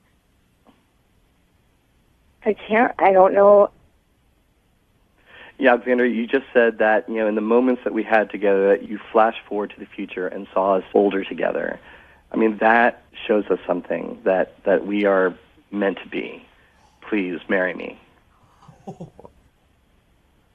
I think I'm, like, in a little bit of shock. I think a lot of people are. Yeah. Oh my gosh. I'm freaking out over here. I've never felt this way before about anyone. I love you. Marry me. Yes. What? Yes. Did you say yes? Yes. I can't stop thinking about you, and I saw us together, and I feel like the moment was even bigger than that, but I was a little too embarrassed to say it. Wow. And I want to be your wife. I feel And like I knew it as soon as I saw you in Detroit. I couldn't, I felt too scared to be able to tell you that. Yes. I feel like I have a front row ticket to a romantic I know, right? drama comedy. This is awesome. You have so much to figure out. Oh my God. One of you has to move. One of us just have to move, but you know what? We've got plenty of time, and, as they say in the movies, love conquers all. So. Wow. Oh my God. I'm really excited for you, Alexandra, because that means most likely you'll be moving to Seattle and will escape Detroit. Good for you. So I think that's what is going to happen. Well, Trevor, maybe we should talk off the radio. Absolutely. I feel like I had to finish this on the radio, though, because it all started there. Did that just happen? Can we come to your wedding? Absolutely. You guys are responsible. Okay, that means don't blame us later either, okay? I plan on getting very drunk at your wedding. I'll let you guys both know that. All right, congratulations. All right, thank you. You're engaged! Seattle's biggest morning show is bringing you. Are you single and feeling out of the loop? Put away that mouse and get out of the house. Join In the Loop, Seattle's brand new activities club just for singles. Go to intheloopsingles.com today. Moving 92.5. Brooke and Jubal's second date update. Physical injury on a first date can sometimes put a damper on things. Only sometimes? Sometimes. Other times, Oh, okay. it can be downright hot. No. Am I right? Yeah, there's a safe word for a reason, people. Use it. Come on. Howie is on the phone with us today, and he wants to call a girl named Quinn, who he injured on their date. Oh, no. I don't think it's as bad as I'm making it out to be. It never is. But we'll talk about it in a second. Howie, how you doing? Good. How are you, man? Good, man. So how'd you meet the girl that you want to call today? I met her on Facebook through a mutual friend. I saw some of her pictures and thought she was really cute. So just started giving her compliments and comments and stuff, and we just started talking. Throw her a like or two. Oh, gosh. Maybe a poke. And then she's putty in your hands, right?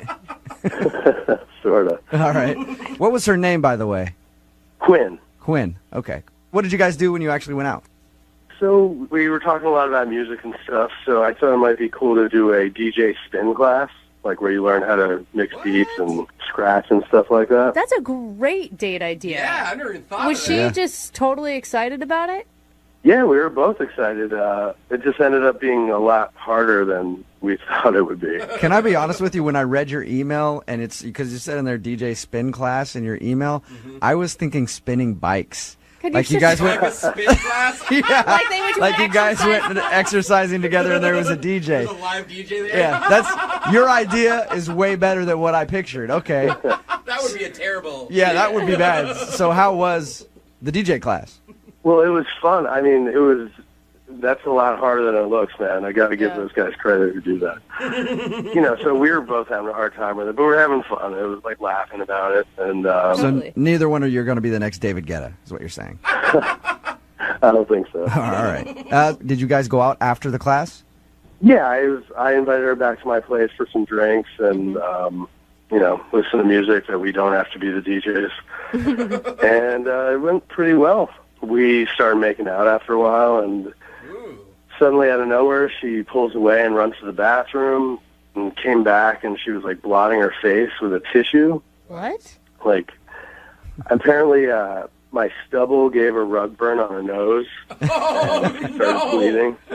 She was bleeding because you have facial hair. I've had that happen. It happens. No, seriously. Yeah, it does. It's gross. I hugged my dad once, and same thing happened. I was like, ow, man, what's wrong with your face But right now? blood? Wow, how Like, hard did you hug your dad? Jeez. I hadn't seen him in a while. I've had that happen. I've been making out with a girl, and it's literally like giving her like a rash. So it does happen. Oh my God, you guys are so aggressive. Be a little bit gentler with these women.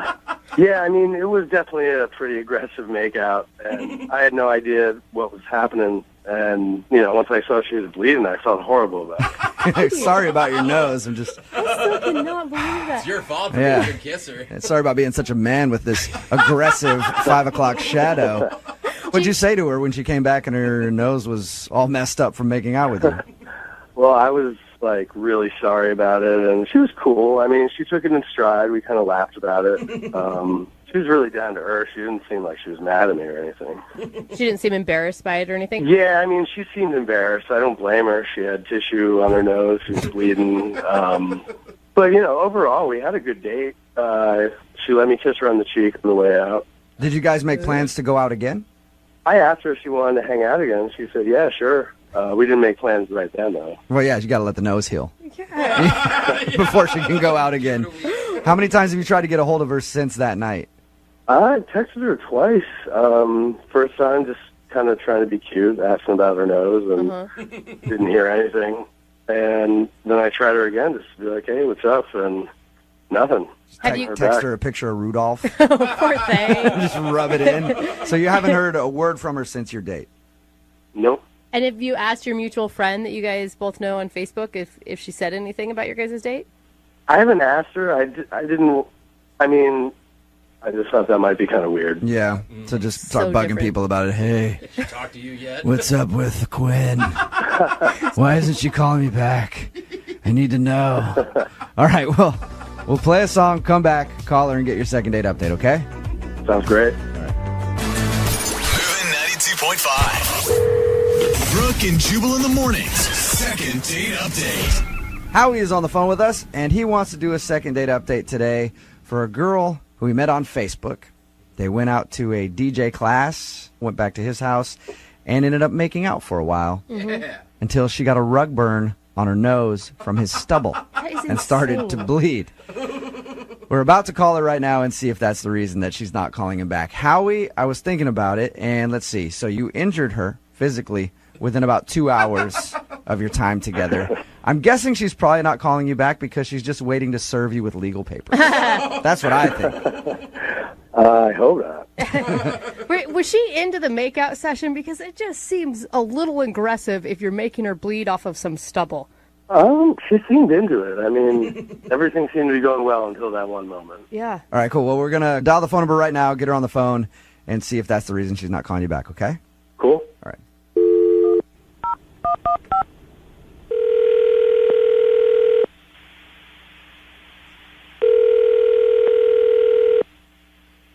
Hello? Hi, can I speak to Quinn, please? This is Quinn. Hey, Quinn, how are you? This is Jubal from Brooke and Jubal in the Morning. Sorry, can you say again? This is Jubal from Brooke and Jubal in the Morning. What is that? It's a radio show. We do a segment on our show called the Second Date Update. Uh-huh. It's where if you go out on a date with somebody and then don't call them back after, we get you on the phone to ask why. I don't know. I don't understand what you're talking about exactly. You recently went out on a date with one of our listeners, and they emailed us about you because you haven't been returning any of their phone calls or text messages. Who did that? His name is Howie.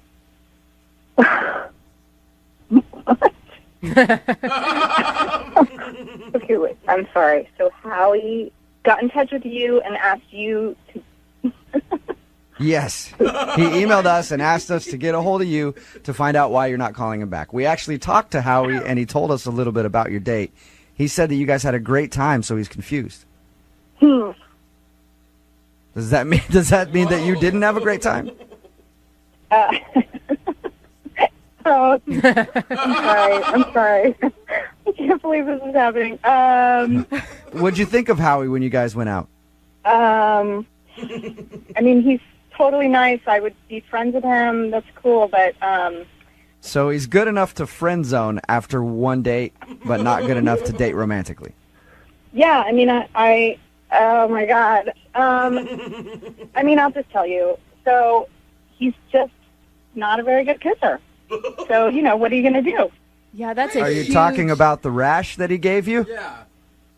Yeah. Who told you about that? He told us about it. I wasn't trying to blow up his spot too early, so I didn't want to bring it up to you. But now that you say that he's a bad kisser, I'm guessing that that's the issue. Well, that wasn't entirely true. Wait, the bleeding wasn't entirely true, or? Yeah. What? Well, he's like really wet and sloppy kisser, like all at once, like a washing machine, like sucking on my face. So it's just really drooly and slobbery and gross. I mean, honestly, I've like never had that experience, and I really didn't know what to do. It was like a lot and kind of gross. So I went into the bathroom, and I was just like, how do I get out of this? So I was sitting there, and I saw that he had a loofah. Saw that he had a what? A loofah? A loofah, like a shower thing? Yeah, like a rough sponge thing. Okay. So I rubbed it on my nose. No. Like, what? And I You gave yourself a rash on your nose from his loofah? mm-hmm. Are you serious? I didn't know what to do. It was the only way I could think of getting out of it. Are you being serious right now? I know. I'm not proud of it. I mean, Have you ever had a rash like that from making out before, or that's just something that came to you? I had a roommate who did. Okay. And so you drew on the experience of your roommate and took his loofah, rubbed it on your nose until it started to bleed so that you could say he gave you a rash so he didn't have to kiss you anymore. Why didn't you just say, I have to go? Like, why would you ever do something like that? Well, honestly, like, it was going well until then, and he knew I didn't have anywhere to go. It would have been so weird. I didn't know what to do. I didn't know how to get out of there. As weird as what you did, I don't think so. I was desperate. How long did it take for your nose to heal? I still have a little stab on my nose. Oh my God. So it's been like over a week that you've damaged your nose to get out of a date with this guy. Yeah, it's not one of my most proudest moments. That is amazing. Escape Quinn, artist. thank you for being honest with us. I appreciate it. Oh my God, I can't believe I said that. Now I feel like I must be honest with you and let you know that Howie is actually on the other line listening. What? Yeah, I feel like I owe you that. Hey, Quinn. Oh my God. Geez, I don't know what to say here. I've never had any complaints about my kissing in my entire life. Yeah, Howie, she didn't just complain about it. She damaged her body to not kiss you. I don't even know what to say. I don't know what to say either. Well, you just said it, I guess. Yeah, I think actions speak louder than words here. This is so crazy to me. I really didn't want you to know. I mean, I'm sorry. I mean, was I really that bad of a kisser? I don't know what else to tell you. You know the story now. Quinn, there has to be something. I mean, I've made out with some pretty bad kissers before, and you can kind of maybe coach them a little bit. Well, I mean, I guess some girls are into that, and I'm not. So maybe we could. I mean, I can't imagine it's like what was natural to him. So Yeah, I mean, you guys just might not match up kissing-wise. Oh my It's a thing. I wouldn't want to have to sit down and coach somebody on how to kiss, but I also would not take sandpaper to my nose in order to get out of kissing them. I would just stop. Well, Quinn, I would love to see if you'd like to go on a second date with Howie. We'll pay for a second date if you'll go out with him again. Oh. Yeah, try another kiss. What? You have to kiss at the end of it, though. If you don't kiss at the end of it, I'm not paying for it. I don't know if I can go through that again. Hey, you know, if you give me a second chance, I'll lay off the wetness of the kisses. Oh my good Lord. That's a weird way to put it, Howie. Yeah, awkward. But Quinn, would you be interested in going out with him again if he lays off the wetness of the kisses? Well, I did have a good time. So, I mean, if he can reduce the amount of body fluids, I mean, Are we still talking about kissing here? Yeah, this is taking a weird turn. I may go out with him again if there's no kissing, or figure out some way to kiss with less slobbering, and I mean maybe Okay. maybe less slobbering. Howie, do you think you can do that? Do you think that you can work on your kissing and slobbering and stuff? I definitely think so, but just for the record, is second base off the table? Oh my God. You have no shame. Trying to Howie. negotiate You have right now. No shame. Brooke and Jubal in the morning.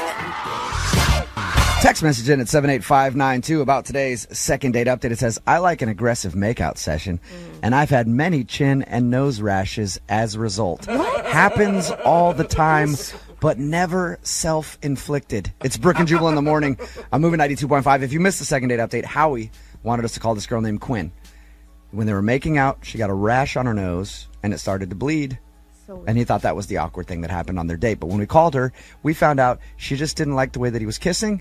So she gave herself a rash in the bathroom with his loofah. Which I wouldn't touch a stranger's loofah with a 10-foot pole. Yeah, we got a text in, too, at 78592. It says, disgusting. I would never use a stranger's loofah on my face. That's worse than sloppy kisses. I agree. A lot of people are texting in, too, saying there's kissing workshops that this guy could go to. I've given a lot of rashes with my stubble. Are you being serious? Yeah, Like, for sure. don't you If you think don't that shave a that's- lot, I have very coarse hair. And so if I know I'm about to make out, I'll shave beforehand. But have you ever been on a date that a kisser is so bad you injured yourself to get out of it? No.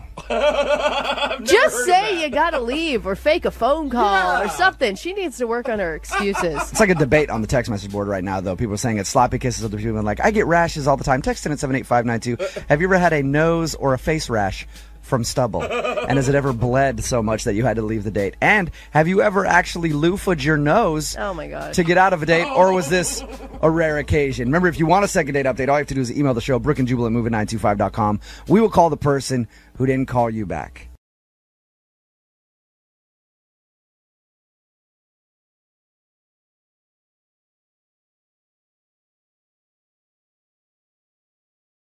Sometimes finding somebody to date doesn't have to be a big complicated process.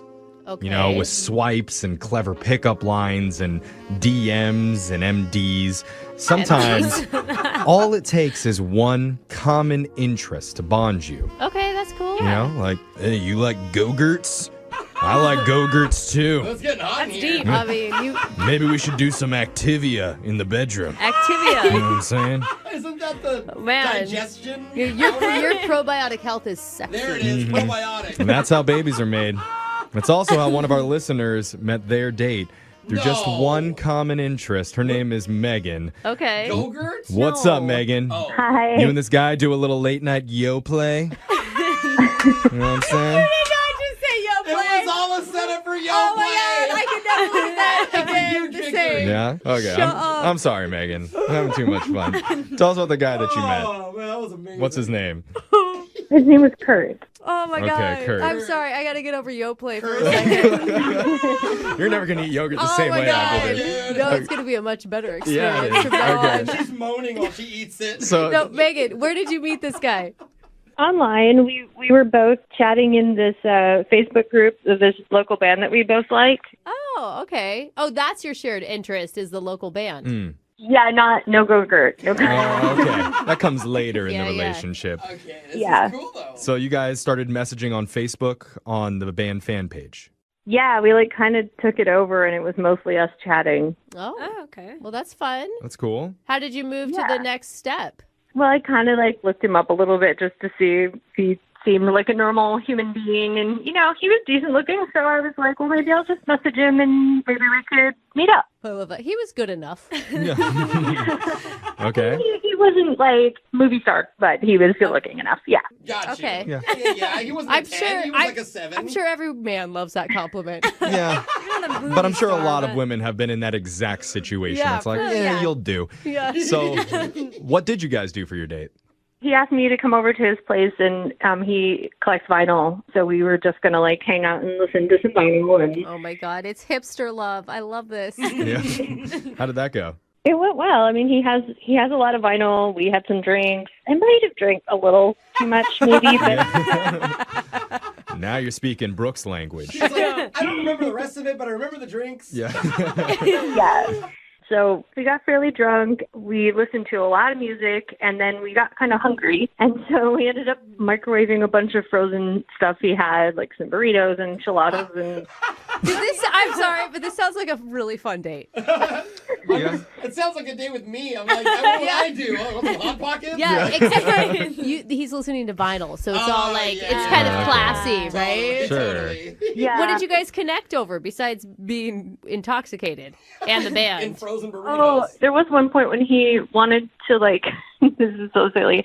He wanted to play me a romantic drum solo because he had one of those electronic drum pads. Oh, cool. A romantic drum Don't solo. get me What started would on that music sound like? solos. You know, I was kind of drunk. I don't really remember what it That's for you, girl. I think it's more of like a jazz thing. Okay. Yeah, a lot of cymbal. Lot of tapping? Yeah. Yeah, a little hi-hat action. Okay. So Was he serious or was he joking? I mean, he may have been serious, but he was pretty tipsy as well. So, I mean, it might have been a mix. I don't know. Oh, I'm Okay. You imagining- just wanted some confidence in him. yeah, pretty silly, but it's kind of a cute moment for a first He date. was honestly being drunk, and he's still trying to impress you. I think that says a lot. Okay. So, like, did that get you going? Did you make out with him after that? That romantic drum solo? Down those sticks and get over here. We made up for a little bit after that, but Okay. it didn't go any further than that. All right. Okay. That's good, though. I mean, you had some boundaries. Yeah. And was the kiss good? I think so. I mean, again, I was drinking, so I'm not sure if I kissed him or if it was just the lampshade, but either way, pretty good. How did the night end? so I asked him if I could crash there, and he was a total gentleman, and he let me have the bed, and he slept on the futon. Oh, that's nice. Oh, wow. Yeah, but then I had to like leave in the morning because I had to go to a meeting, and so I was like, I kind of just cleaned up a little bit, and then I snuck out because I didn't want to wake him up. Oh, okay. Okay, that was nice of you to clean. You didn't say bye at all? No, but I did text him later, and I made it clear, like, hey, I had to leave for this thing, and I didn't want to wake you because you were really soundly asleep. Okay. I think that was a good move. What did he say back? He hasn't responded, and he's not responding on Facebook either, and so I don't really understand what happened. Like, And, Really? you know, I'd totally go on a second date with him, and I am interested, but he's kind of ghosted. Oh. Maybe you guys got so drunk he just does not remember the whole night. It's like, what did I do last night? Oh, whatever. He doesn't even know Didn't you know she was exist. there.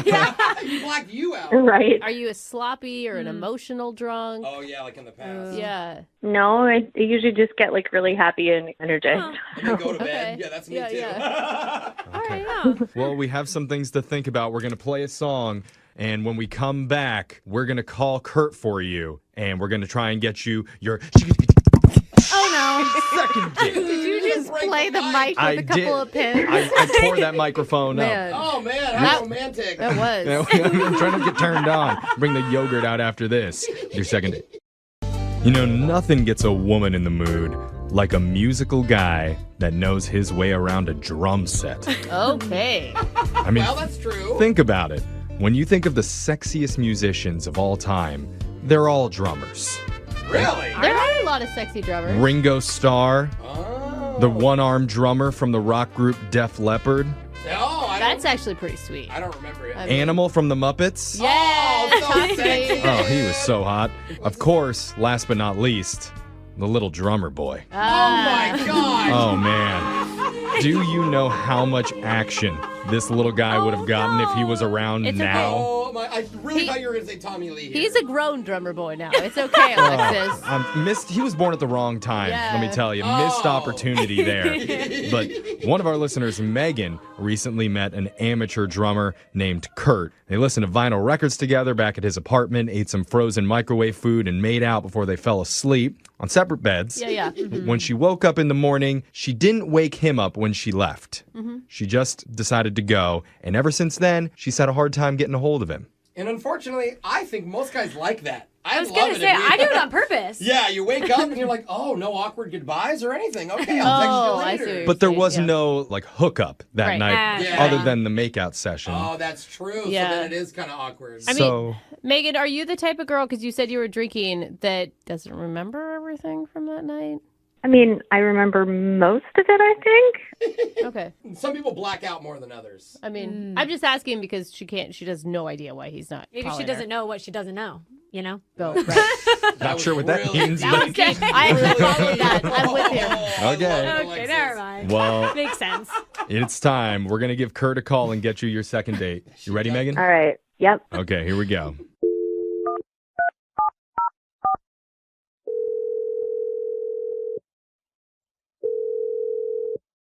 Hello?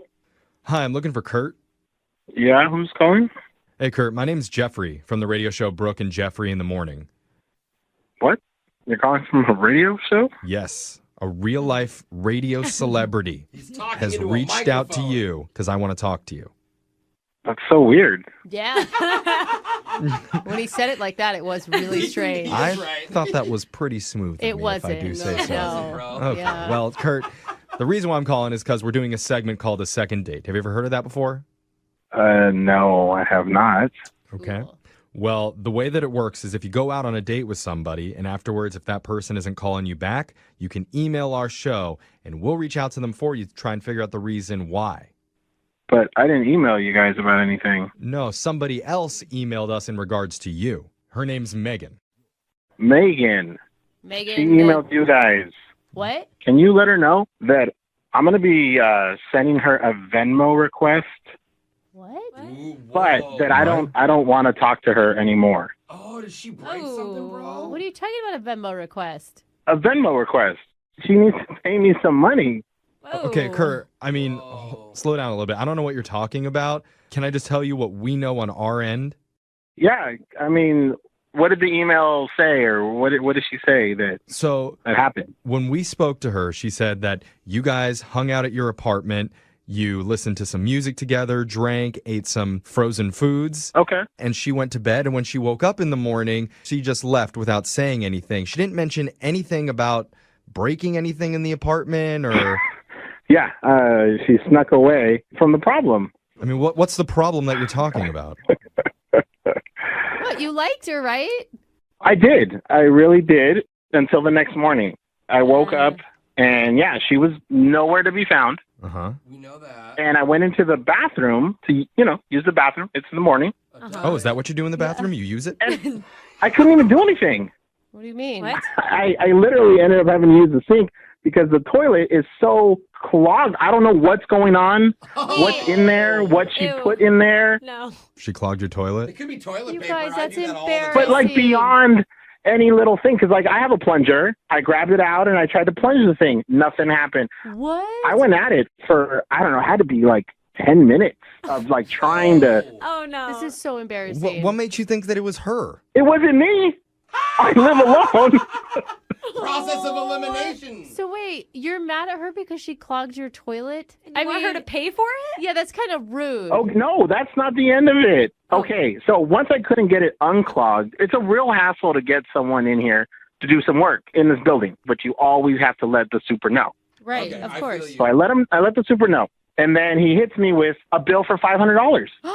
No. Whoa. What? Now I'm out $500 for trying to have an enjoyable night. I don't understand. Oh, and it's your only bathroom. Oh, no. But you gotta understand, she'd be so embarrassed. Like, what is she supposed to say? She's supposed to come out of the bathroom like, oh, I just... Yes, I feel like she just ran off and didn't want to foot a bill, and now I'm stuck with it. And she sends me a message like, hey, it was fun hanging out, blah, blah, like, doesn't even bring it up. She probably doesn't know that it would cost $500. I mean, it's maybe your fault for feeding her frozen burritos. That's I'm sorry, but that's humiliating. I don't know what she was thinking, but there is a sure way to find out. Oh, I'm so embarrassed for And her. Kurt, that's by asking her directly, because I need to tell you, Megan's been on the other line listening and wants to talk to her. Oh, my God. I told you guys I didn't want to talk to her. Well, if you want your money, you better talk to her. Yeah, Megan, you there? Yeah, I'm here. Oh, I'm so sorry. Megan? I'm sorry. This is so embarrassing, guys. I feel so Hey, bad. everybody poops. We've all read the book. I It's nothing hate to talking be about embarrassed this. about. Don't even say it, though. It's a first date. Like, are you sure you need that $500? Do I need the $500? I know, but I Brooke just is feel so so rich. bad for Are you sure her. you need $500? That's not what I much. mean. It's just Well, like... okay, just tell me what happened, okay? And then maybe I can understand why you had to leave in embarrassment. Let's just put it that way then instead. Because to me, I woke up and I thought you tried to sneak off. Yeah, so I was at one point fairly drunk. And I remember I went in the bathroom, and you know when you're drunk and you do something because you think it'll work, and then it just gets worse and worse and worse, and that's what happened. Like, so I had a part of a burrito in my hand, and I went in the bathroom, and then I didn't want to set it anywhere, and then I like tripped on the rug, and it fell in the toilet. Are you saying that you put a burrito in the toilet? Is that what you just said? I thought it would be fine though after I used it because I still had to go to the bathroom. So I was like, it'll flush after I use the toilet. It's fine. You tried to flush a burrito? Wait, there was a burrito in the toilet. I didn't want to reach in there either. I don't blame you. Yeah, that's fair. And like, I didn't see the plunger, so I had a roll of Mentos in my purse. What? So I used those to try to push it. What the? You dumped Mentos into the toilet to push the burrito out? Or did you use it like a stick? Yeah, it was like a wand, like in Harry Potter. Like I'm pushing it through. I'm trying to like push it down the. Okay, so now there's a burrito and Mentos lodged in the toilet. Oh, no. Did you leave at that point? I couldn't. I felt horrible. So, and I was just panicking. I just kept trying other things. What else could you possibly do? Like looking what else around did his you, house? What did you What'd you shove in there next? Like there was water, but there was only a little bit of water, so I thought maybe some shampoo would like help ease it. So I like squeezed a bunch of shampoo in there. like conditioner, like slick it down so Like it could just lubricate that burrito so it'll shoot out? I see the logic. I see the Oh my drunken God. logic. It was just a total mess. I don't think I should talk about it anymore. Oh my God, Kurt. Kurt, you know she's not making this up. There are way too many details. But This is at this point, embarrassing. I can see why you want the $500. See, I think this is better than what we thought it was. It's good. It's less embarrassing. I mean, yeah. I'm glad that you guys can laugh about it. I mean, Kurt, you got to think, like a toilet Mentos burrito, that's better than some actual burritos that they sell at fast food places. So I'm so sorry. I am not as angry. And Well, Look at you're laughing. Look at that, Kurt. I feel a little bad. Like, I couldn't imagine if that was me, what I would do. I mean, I'd probably just tell the person, but, you know, if you're drunk and we were drunk. Yeah, you're just freaking out. Will you, like, help him pay the bill or anything? Well, if you're willing to pay his bill, then we will be willing to pay your bill Ooh, I like that, on Jeff. your next date, because we'd like to send you out one more time and we'll pay for it. Okay. Well, obviously you're into it. Yeah. I'm not asking you. I'm asking Kurt. Okay. Kurt, She goes, "I what do you forgive say myself." if she pays you back the $500 for the plumbing? Look, she doesn't even have to pay back a whole amount. If she gave half, I'd be happy with that. And I feel really bad. And obviously, if she felt good enough to talk about all this and email you guys, I mean, I think that's fine. Okay, so that's a yes. Yeah, just not at my house. Well, congratulations, Megan. God. Go to her place. You got yourself a second date. You're like the Burrito Bowl winner. Yeah.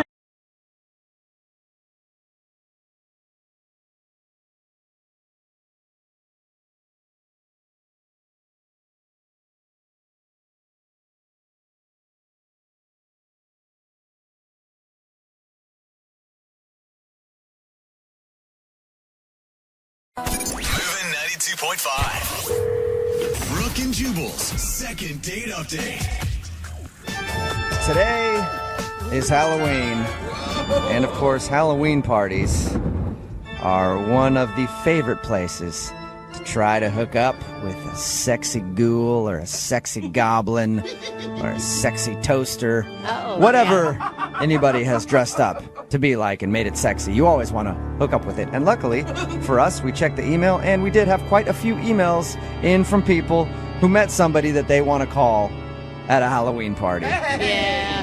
And we decided to get a hold of Thomas because Thomas wants to call a girl today that he met at a Halloween party. And now she's not calling him back. What's up, Thomas? Hey, what's up, guys? How are you? I'm okay. Thomas, isn't it like an unwritten rule about Halloween hookups that they just stay there? Like, there's never a real relationship that comes out of these things. I don't think so. I think you can find love at a Halloween party. I mean, it's a social gathering. You are a hopeless romantic, Find sir. love anywhere if you know how to look for it. And apparently you do, Thomas. So who's the girl that you want us to call today? What's her name? Alexa. Alexa. All right. And how did you meet Alexa? A friend of mine threw this huge Halloween party. There's a ton of people there. Mm-hmm. But this one chick in particular, this girl Alexa, I didn't know her, but she was dressed as a witch.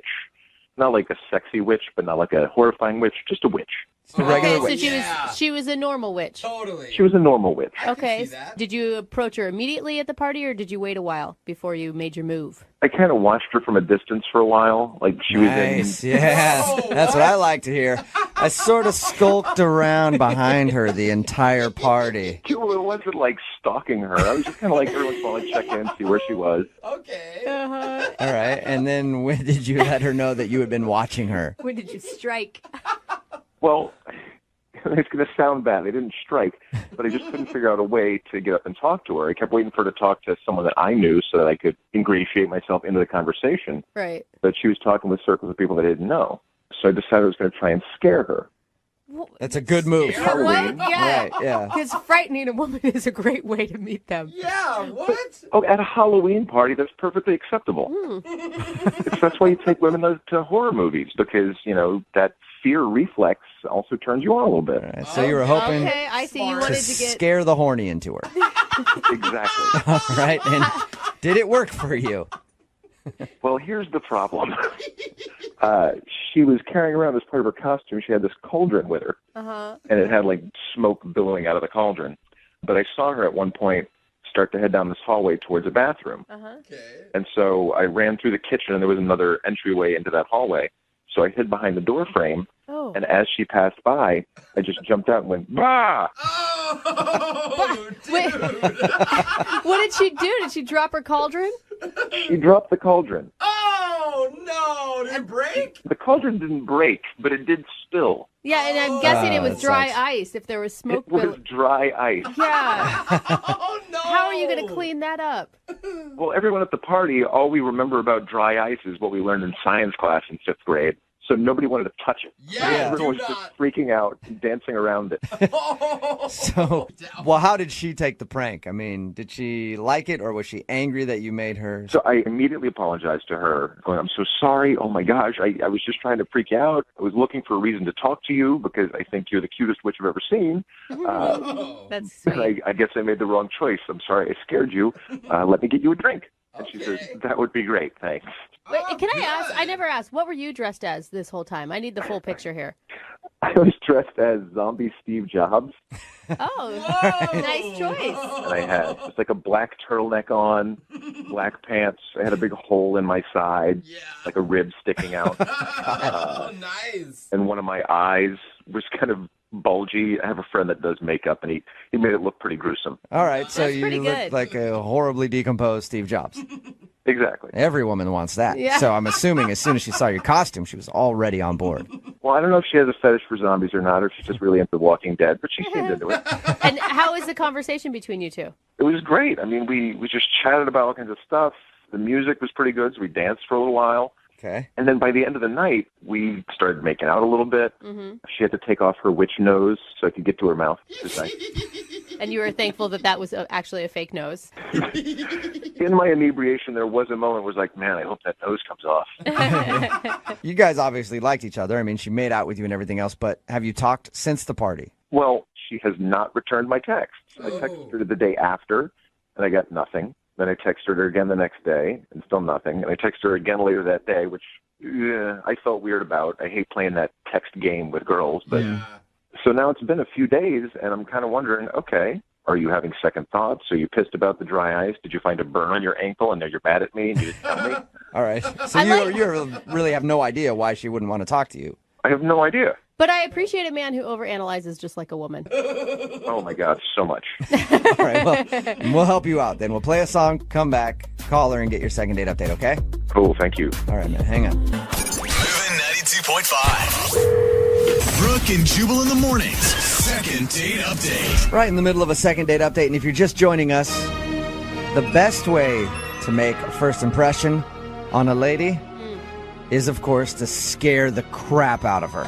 No. The moment that you meet her. Women love that. Yeah. And nobody knows that better than Thomas, who is on the phone right now for a second date update. He actually met the girl that he wants to call at a Halloween party, and that's what he did. She was walking down a hallway, and he jumped out from behind a door, scared her so bad that she dropped the cauldron that she was holding. She was dressed as a witch and had a cauldron that was billowing smoke out of it. She ended up dropping dry ice all over the place, and then they had to call in a hazmat crew to clean it up. Well, not really all that. Yeah, that got a little extreme. I was like, really? He thinks maybe that's the reason he's not getting a call back, but they still did end the night by making out, so she didn't seem too upset by getting scared. Yeah. But he hasn't talked to her since that party, and we're about to get her on the phone and find out why she's not calling him back. So you can't think of anything that you did wrong besides the cauldron thing. I'm taxing my brain, and I really thought it was a good night. I thought we had fun. All right, so no explanation. Well, I'll dial her phone number right now then. See if we can get her on the phone and find out, okay? Okay. All right, here we go.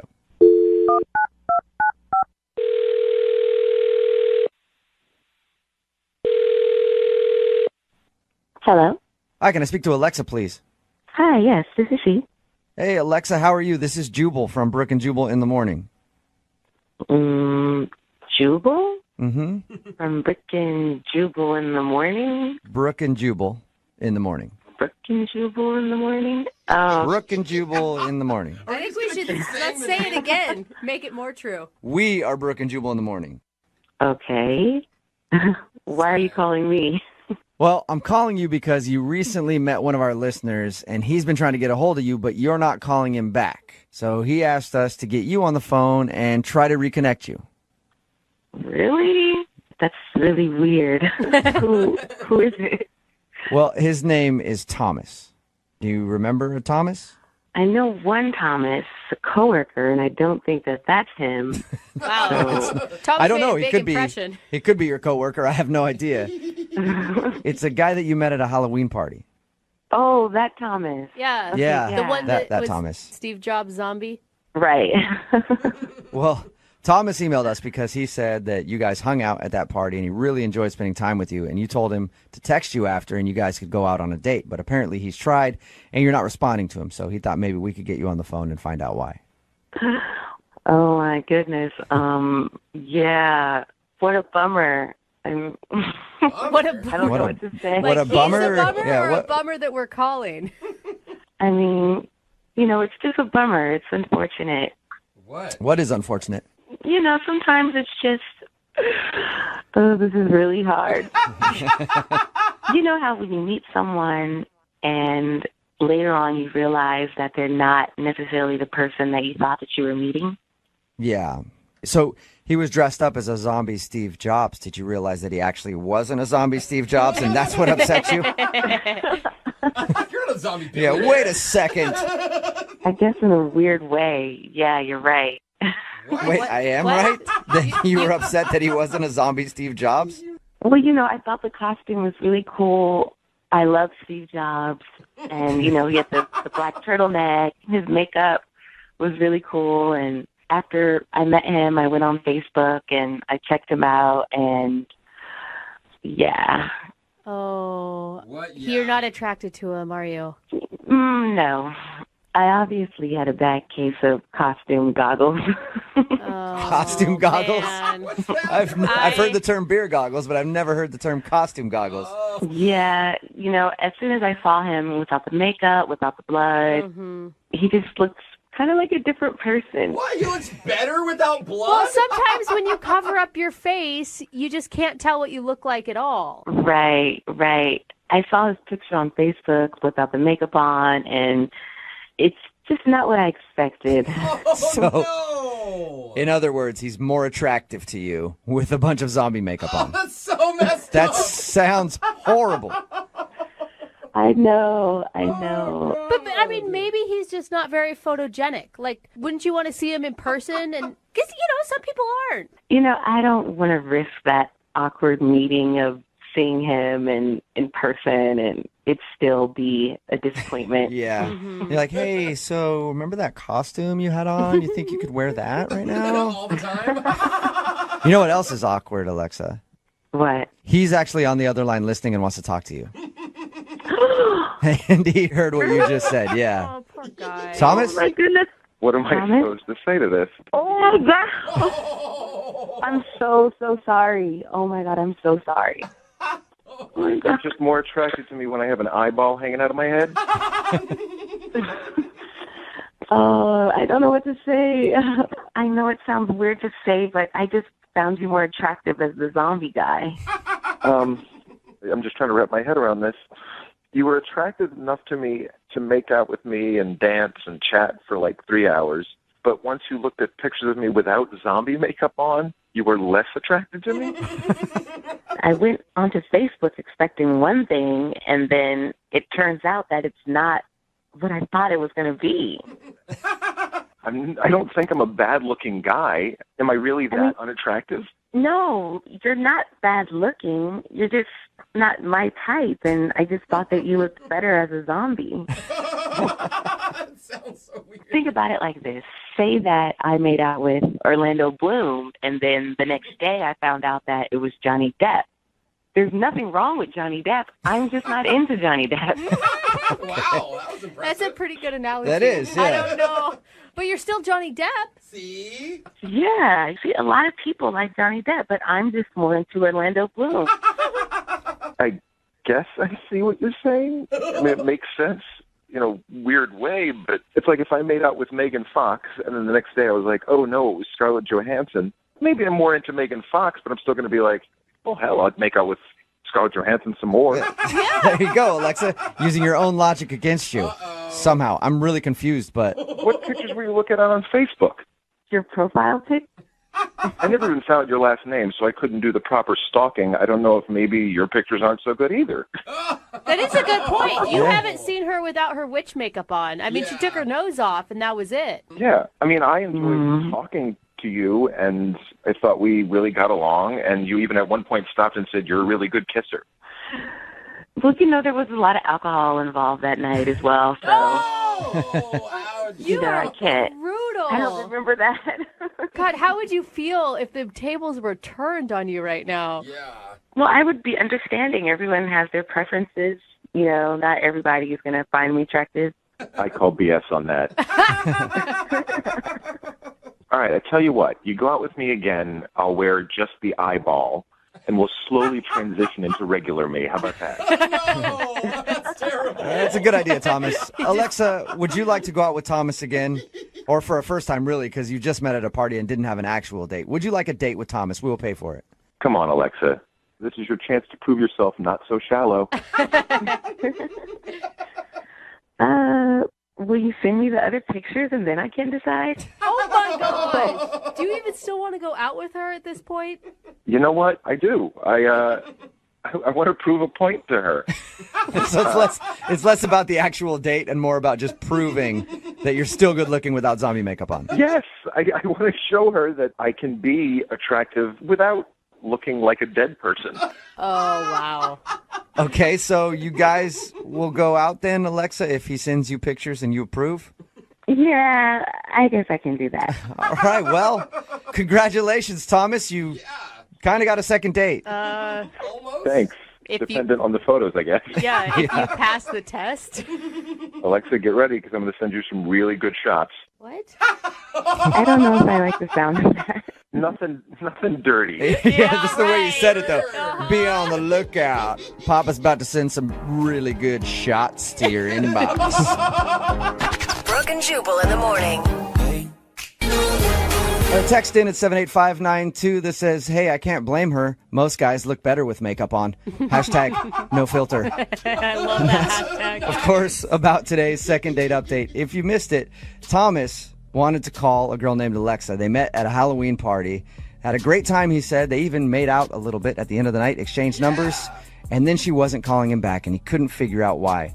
When we got her on the phone, we found out the reason is because he didn't look like a zombie anymore. Yeah. He was dressed as zombie Steve Jobs, and apparently, from the sounds of it, had a really good costume with his eye bulging out and everything else, and she wasn't attracted to him when she went to his Facebook and saw him without makeup on. She's like, nah, he's just not my type.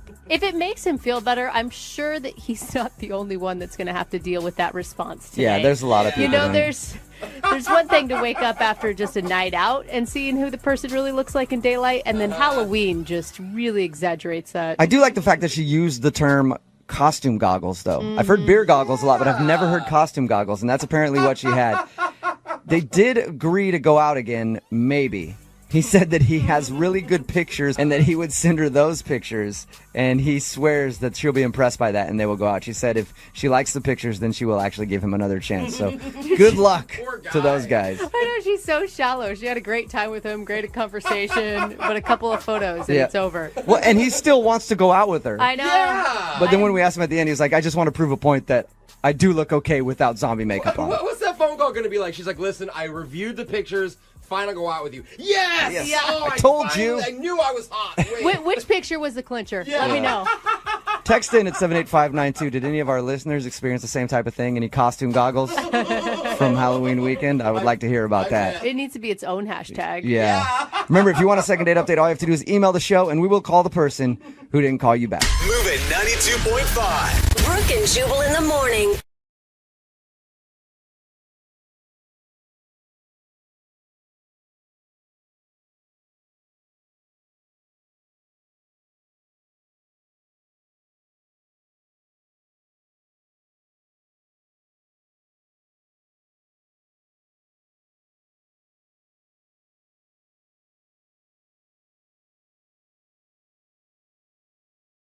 Moving 92.5.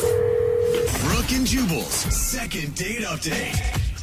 Today on the phone for a second date update, we have a guy named Mike. His email said that he doesn't go out on a ton of dates because he's very busy with, quote, personal things. Why do you take that as a bad thing? I have no idea, but I want to find out what these personal things are. What's up, Mike? How are you? Hey, technically my name is Mike, but everyone calls me Mikey, so, you can feel free to do that. Okay. All right, Mikey? What's up, Mikey? Hey, guys, what's up? I listen to your show every day. I think you're so funny. Thank you, man. Appreciate your email. What kind of personal things are you busy with that you can't go out on dates? No, I'd rather not talk about that. What do you mean? Is Jubal right? Is it something sketchy that you're doing on the side? No, I'm just personal. You know, they're personal things. Okay. All right. I don't want to get all up in your business, man. So you went out on a date with a girl named Nadine? Yeah. Okay. And how'd that go? Well, I've been out in a while, and a friend of a friend set me up, and I was like, okay, I should probably go. Yeah. You don't have to go, Mikey.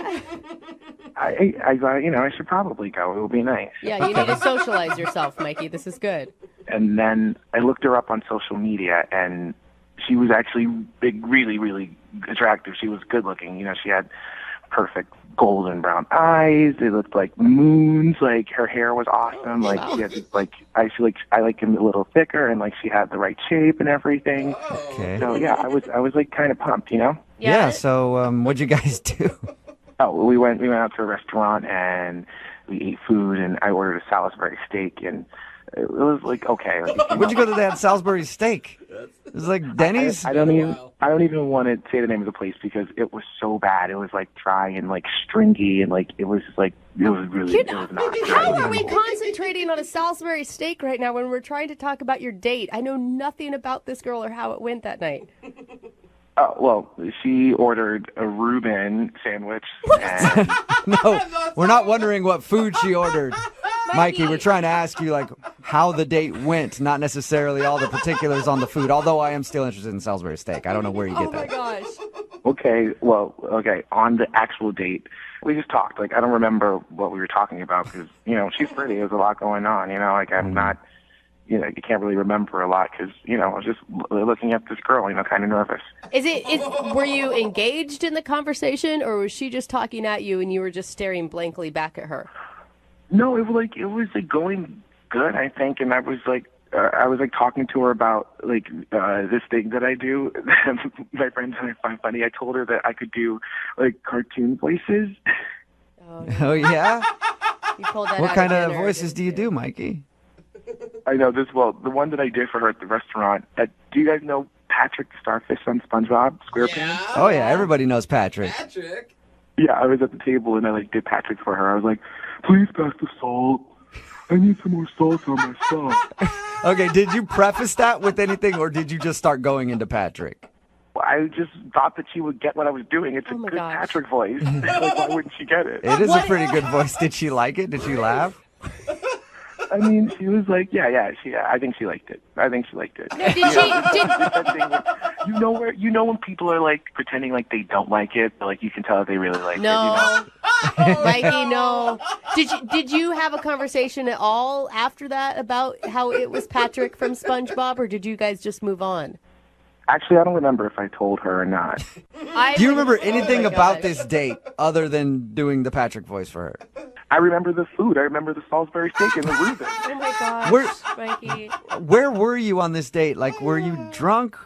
Are you drunk now? Is maybe a better question. No, I don't drink actually. I'm just naturally fun. You need to start, Mikey. You do sound like a good time, but I don't know if people are going to be like on the same humor level with you right away when you're not explaining things. Exactly, and she was drinking, so maybe that's why she, was being weird. Okay, so you remember she was drinking. Cool. So now we know that about your date. You guys went out, had Salisbury steak and a Reuben sandwich.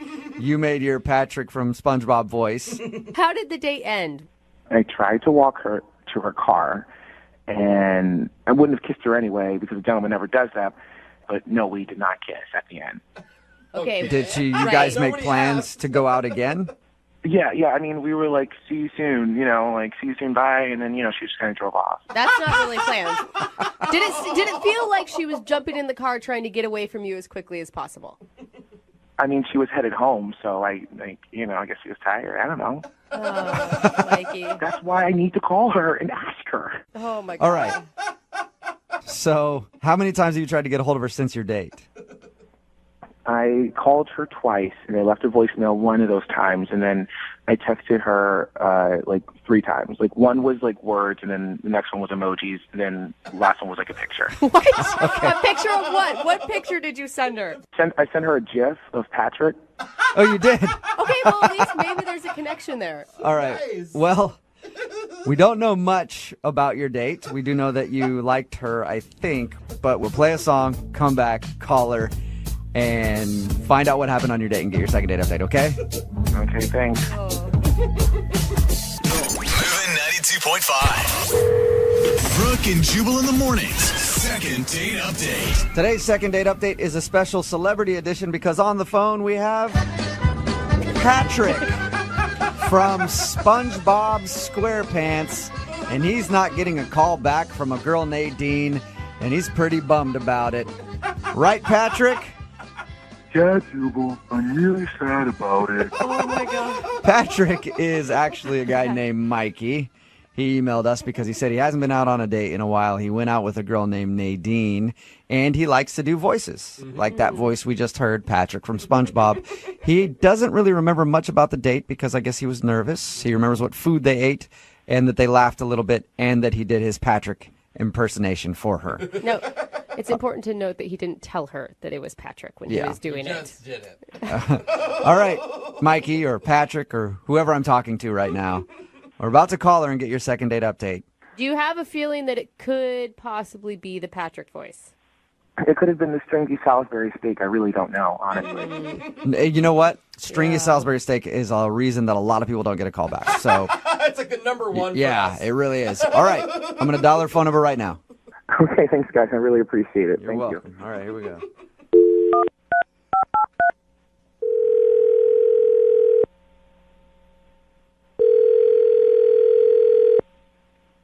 Hello? Hi, is Nadine there? Yeah, this is she. Hi, Nadine. How are you? My name is Jubal, and I host a morning radio show called Brooke and Jubal in the Morning. What did you say this was? My name is Jubal from Brooke and Jubal in the Morning. It's a morning radio show. You ever heard of it? Oh, yeah, I think so. I think I have a few friends that listen to you guys. That's cool. Have you ever heard us at all? No, I'm sorry. That's all right. You know- They've told me to listen, but I haven't. Well, your friends will be excited to know that you're about to be on the show.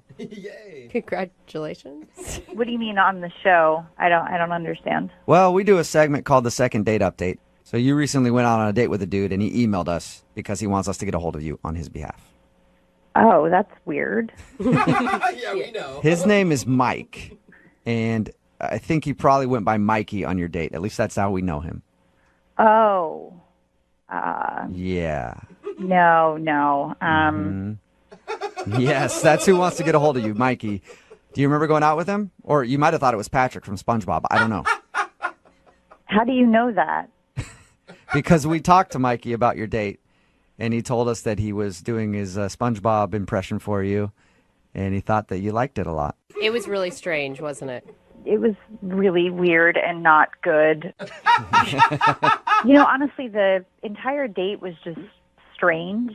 And it was kind of a misunderstanding, honestly. The date was a misunderstanding? Yeah. My friend messaged me if I wanted to go on a date with this guy, Mike, and, she told me his last name and everything. And, I looked him up and I saw his profile and I was like, wow, I liked how he looked and was like, sure, I'll go on a date with him. Okay. And I went and it was the wrong Mike. What? How does that even happen? Because I looked him up online and there was another guy named Mike that had his same name, not... Oh... So and he didn't have Mikey on his profile. Oh, no. So did you message Mikey and set up a date with Mikey when you were trying to set up a date with a different Mike? Is that what you're saying? Well, my friend set up the date for us. I just saw him. I looked him up before I told her that I would go on the date. So she set you up with Strange Mike, and you thought she was setting you up with Hot Mike that you found online. Yeah. He was oh. No. Oh, that sucks. And muscular and tall and... That's what I was expecting, and instead, who showed up was Mikey. So, when you first saw him, were you shocked? Yeah, but I felt bad. But, I didn't want to be rude. Like, obviously, it was my fault. I, looked at the wrong person. That's not his fault. So I thought I'd give it a chance. But it was honestly, he's the strangest guy I've ever gone on a date with. Really? I mean, we talked to him. He seems like a really fun guy. Really nice. Yeah. He was really lovable. Yeah, but he, we were sitting at the restaurant, and he kept looking out the window. It was kind of like as if someone was watching him. Whoa. And I was like, what are you looking at? And he was like, I'm sorry, just people on the street make me nervous.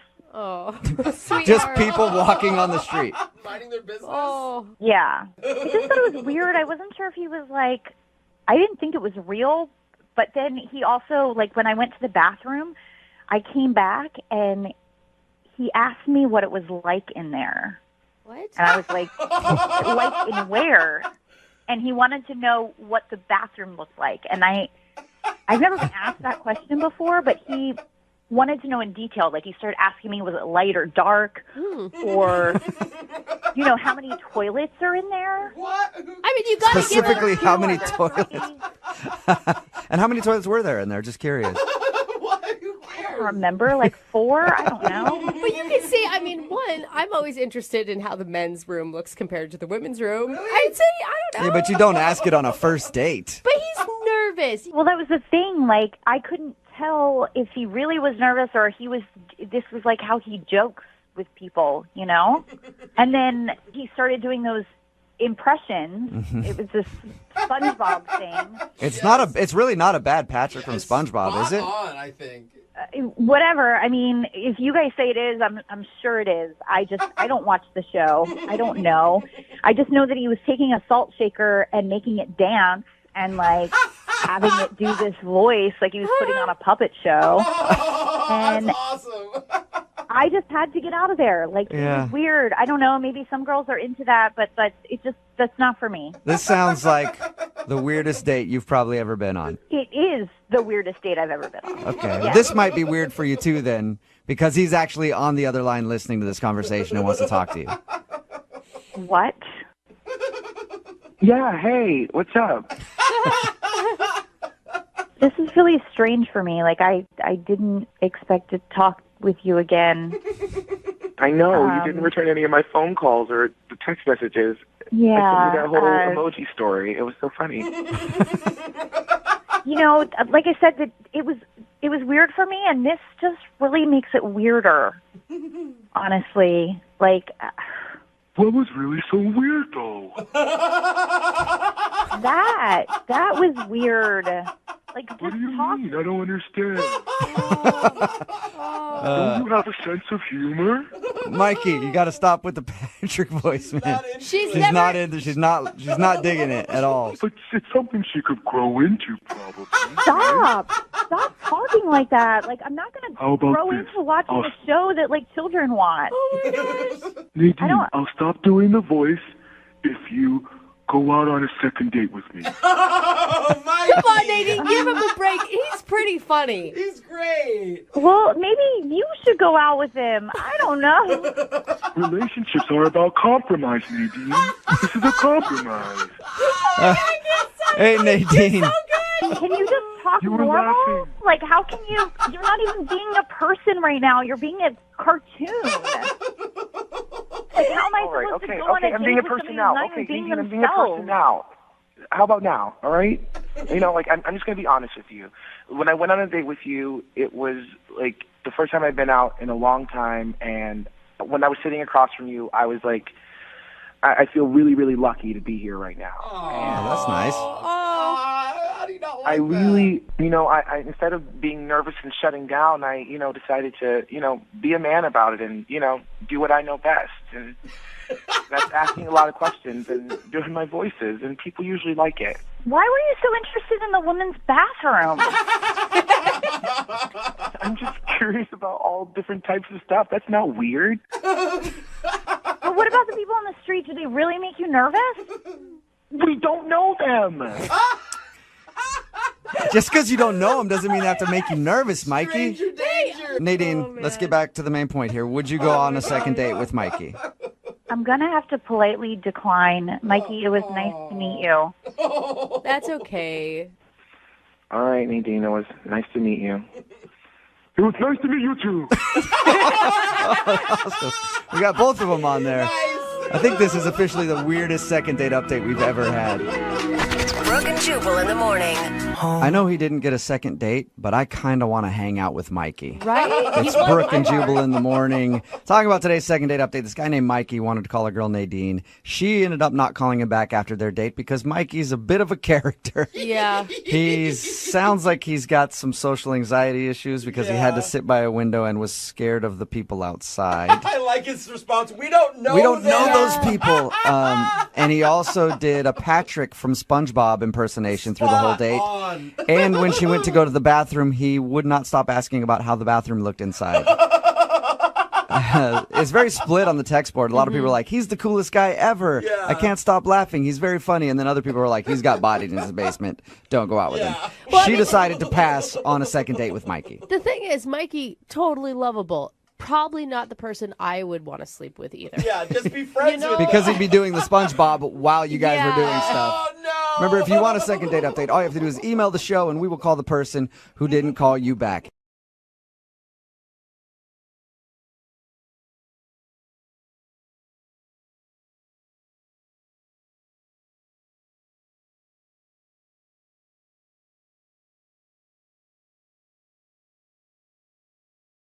Moving 92.5. Brooke and Jubal's second date update. He's been on with us 5 times before for second date updates. One of our most beloved listeners. Oh, absolutely. It is Guru on the phone. Yes! Whoa! What's up, man? How you doing? I feel good. Guru woke up with a smile this morning. Does Guru ever not wake up with a smile? Never, Jubal. Yeah, that's what Never, I thought. especially Okay. when it's a day Guru's going to talk to you guys. Grin as wide as the ocean from the minute Guru wakes up. Just to remind everybody, Guru, this is your 6th second date update. You've done 5 previous. The last time we did a second date up with you, you got a second date. You got to go out with the girl again. How did that go? Well, it went pretty well with Mallory for a while. Eventually she moved. Guru wanted her address to send her a letter and stay in touch, and I could just never really secure that address. So Mallory just took off and wouldn't give you the address, huh? Yeah, some people, when they move, they're really just moving away from themselves, and I'm afraid that's what it was with Mallory. Or they're moving from like Magnolia to Queen Anne and they just don't want to tell you about it. Guru, I could tell that when I could tell when we talked to Mallory that she was scared of herself and was just trying to get away from it. I could tell. Yeah, I think she loved Guru, but she didn't love Mallory. And you gotta love Mallory before you can love Guru. You gotta love yourself before you can love someone else, right, Guru? You gotta love yourself. Jubal, you gotta love yourself, and you know that better than anybody. Oh, yeah. I love Jubal more than Jubal. That's right. And I think that's beautiful. So, Guru, can we hear about the new girl? What about this latest date? Oh, shut me up if I go on too long, because Ellie is really something special. Oh, really nice. Something special. What's her name? Her name's Ellie. Ellie? Isn't it pretty? Say it. Say it again, Jubal. Ellie. Say it again. Ellie. You know what? Yeah, I got you. I got you, Guru. It is a All right. beautiful name. Music. Yeah. I can't wait for you to meet her. I told her all about It's wonderful, but I want to hear more about her than just her name, Guru. Come on. Well, we met at a dog park. I don't own a dog, but I like to go to dog parks. It's a service Guru provides to the city. Talk to the owners about how important it is to spay and neuter your pet. Maybe we can do a segment on that later. You know what, Guru? Hey, that is an important thing to do as a guy who needs to get his cat spayed, and she's got in. It's really, you need to get those things spayed and neutered. So, but that's one of your new efforts is tell people to do that. Yeah, it's one a minute. I just go by if I have some free time. Then Guru goes to a dog park and hands out these pamphlets, and so I saw Ellie, and I saw her from across the park, and Guru walked right up to her. And I said, you are beautiful like nature. I just think it speaks to purity, speaks to her being a pure, true, beautiful person. Yeah. And she understood that right away, and she nodded. So we started talking. And then Guru asked her out, and she said yes. She said yes, okay. And then what'd you do when you guys met up? we thought we'd do kind of an indoor picnic, and so I've been cooking a lot of healthy ideas, a lot of things I've been thinking about coming up with. But my place is being, fumigated, so she said I could use her kitchen. Okay. So we went to her place. I found out that on a lot of foods, the skin is the healthiest part of the food. Did you know that? I did not know that. Yeah, anything with the skin, but fruits and vegetables, skin's healthy. So Guru had this idea. I woke up smiling. I had this idea, skin kebabs. Okay. So, You need to preface it with like fruit skin kebabs or something, because I think if you're proposing that to someone, it could come off a little creepy. Oh. Did you tell her you were going to go over to the house and make skin kebabs, or did you just do it? Oh, no. Yeah, no, I said skin kebab. I'm just writing fruit skin down. Hold on. Fruit skin. He's right. Yeah, that's a very good idea. When I work on my cookbook soon, it's going to definitely say fruit skin, not just Yeah. skin. Yeah. You got to specify, Guru. You got to specify with that one. So I cooked for her, having a great time. She laughed. I laughed. Sometimes I laugh first, just to let her know it's okay to laugh. And then she said she had to go, and she left. And I thought maybe she wanted me to go with her, so I, followed her.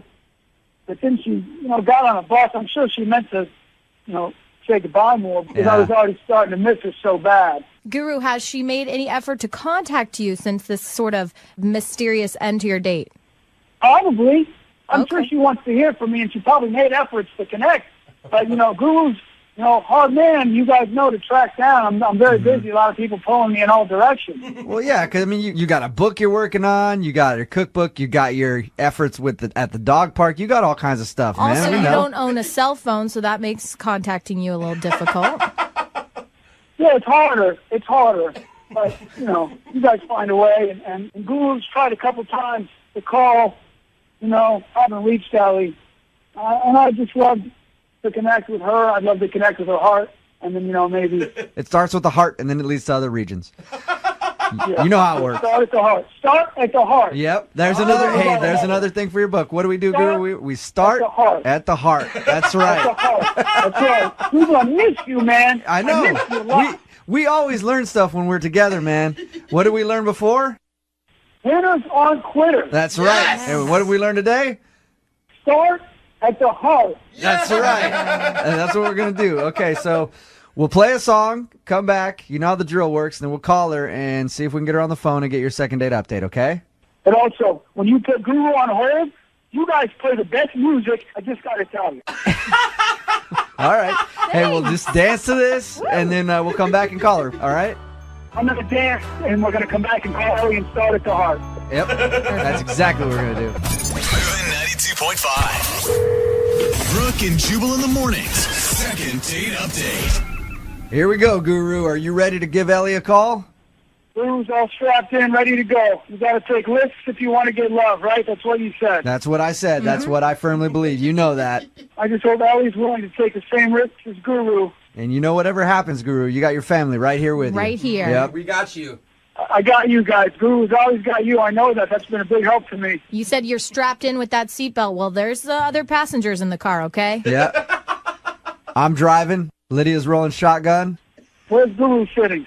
You're in the back right behind me. Or on top of the hood. Okay. Wherever you want to sit, Guru. I love visualizing. It's been very important in Guru's life, so I really need to see this picture now. No, you're right back there, man. We're jamming out to some music, just kicking it, you know? See? Okay. Here we go. Just relax, Guru. We're calling her right now. He always gets so nervous during this time. All right, man. Remember, you got to be quiet until I tell you to, okay? Okay, I'm being quiet. Hello? Hey, can I speak to Ellie, please? Yeah, this is her. Hey, Ellie, how are you? This is Jubal from Brooke and Jubal in the Morning on the radio station Moving 92.5. What's going on? Nothing. You're calling me from the radio? I am. I'm calling you because you recently went out on a date with a listener to our show. Okay. Someone who's actually a big contributor on the air with us. I guess I could call him that. He's an eccentric kind of guy. He's a lot of fun. His name is Guru. Yeah, I did go out recently with Guru, if you could call it that. That's why we're calling you, because Guru likes you. Okay. And he's wondering if you did something wrong on his date. What's your first impression of Guru? I'm sorry, this is just so... okay, so basically you're saying he asked you guys to call me because he likes me. Yes. Now, you know Guru's a little unconventional. Mm-hmm. That is definitely putting it mildly. So let me ask you a question. Mm-hmm. Did he say when we went out on the so-called date, like what happened? Guru actually told us that you guys went back to your place so he could cook you a meal, something special that he had thought up. Let me just start out by saying, first of all, that he showed up to my door 2 hours earlier than when we said we were going to meet. And he's got these bags in his hand, like all these groceries in his hand. He just showed up at your house? Okay. I just didn't even know what to say. So I said, "Hey, Guru, how's it going?" And he says, "I am going to make a really good treat for you. I'm going to make you skin kebabs." Oh, no. I talked to him about the skin kebab thing. It sounds creepy, and I told him that. I was like, dude, call it something else. He means like skins of... I'm sure you know what he means by now. I was just happy that he didn't mean like, human skin. Yeah. I was really freaking out. I can understand that. Yeah. So I did kind of find him like funny, obviously, because he's just crazy. He's funny. And a little charming because he was very overexcited to make me these kebabs that were healthy, and he's just found a new way to make sure that people get enough fiber in their diet, all this stuff about diet and health. Yeah. But I said, "Hey, Guru, just out of curiosity, how did you find my address? Like, how did you get here?" Wait, you didn't give him your address? No.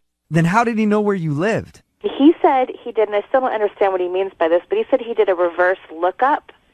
And that kind of creeped me out, too. I was like, all right, that's really bizarre. I don't even know what that means. I'm not going to get into this, but I know that there's websites you can pay to get people's addresses from their phone numbers. Of course you know that. But I know that Guru also doesn't have a ton of cash.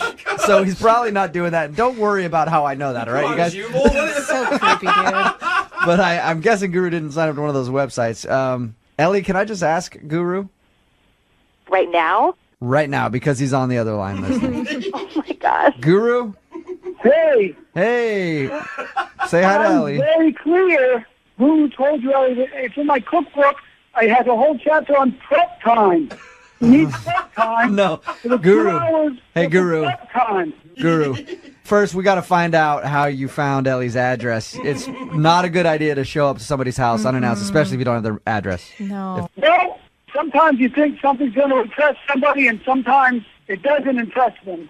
That's true. How did you get her address, though, Guru?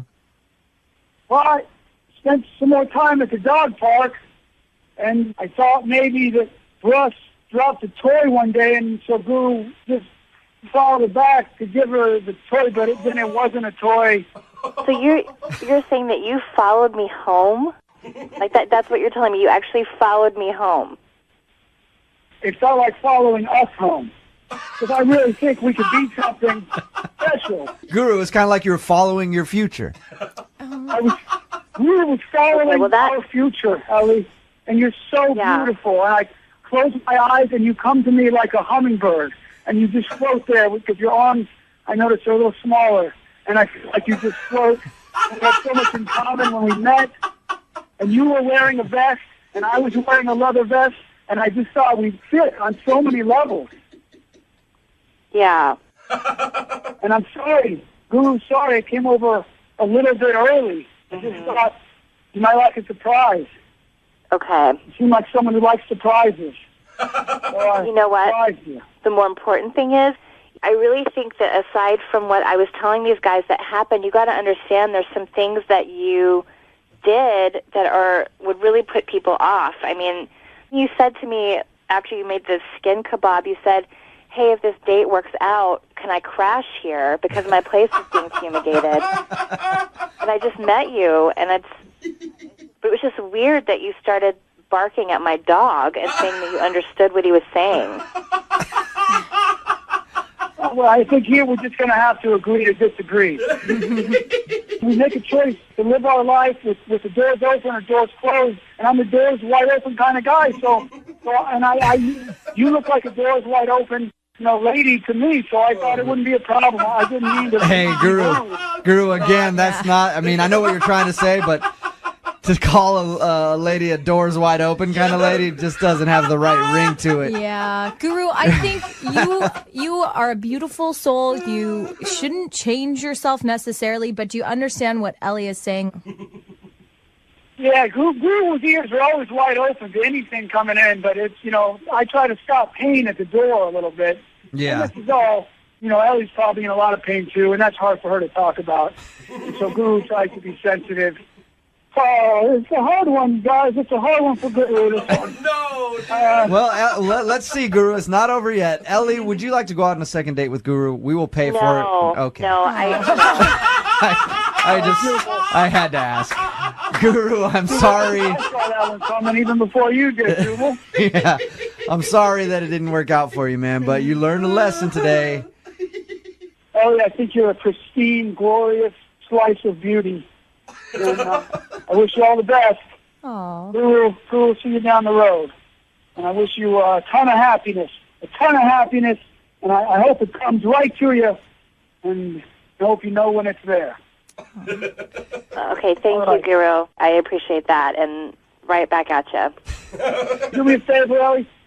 Give Russ a hug for me when you see her. And maybe a little bark. Give the dog a little bark from Guru, okay, Ellie? Thank you for your time, I will Ellie. do that. Appreciate it. And Guru, Okay, I will do that. You, Ellie. Guru, at least you learned one thing today. And where do we start? Jubal, start at the heart. Yes! You're damn right, Guru. Even though today mine feels more like a piece of concrete than a trampoline, we're going to get things right, Jubal. That's right. We're going to get it right. I miss you guys. Stay in touch, all right? All right, I'll see you in the studio. Yeah, love it. And I will give you the address, so I'm not surprised when you show up here, okay? Brooke and Jubal in the morning.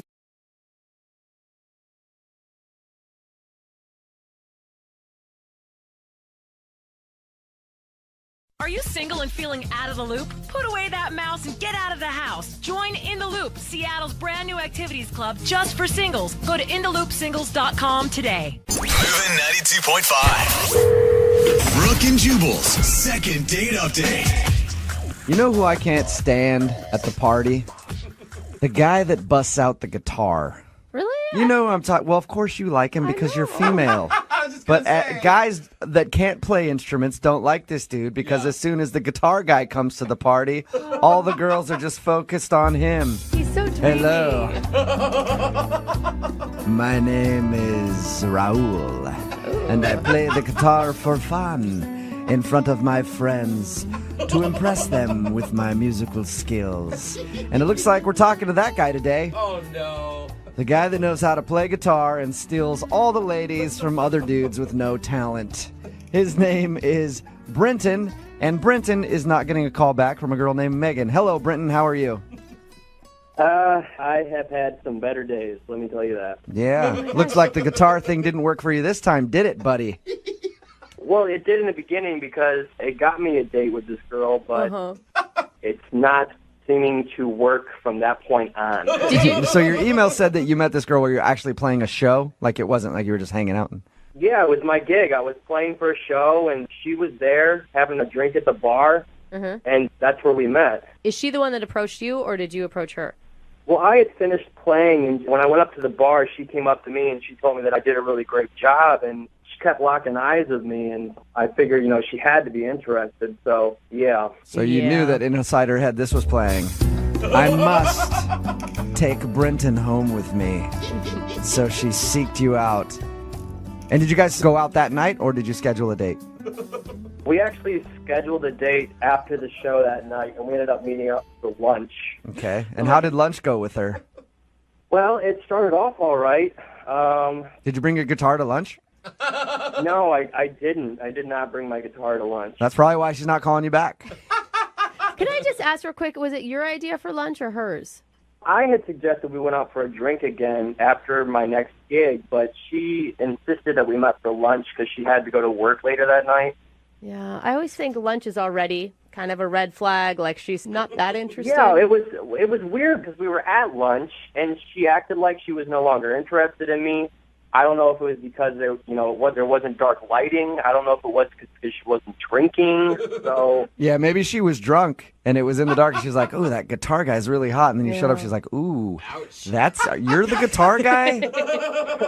it actually should be like, "Ooh, that's the guitar guy." I mean, Yeah, that's what it should be. That's not the reality But sometimes. maybe you're right. Maybe she met you that night and she had a little bit to drink and you were not who she thought she had asked out.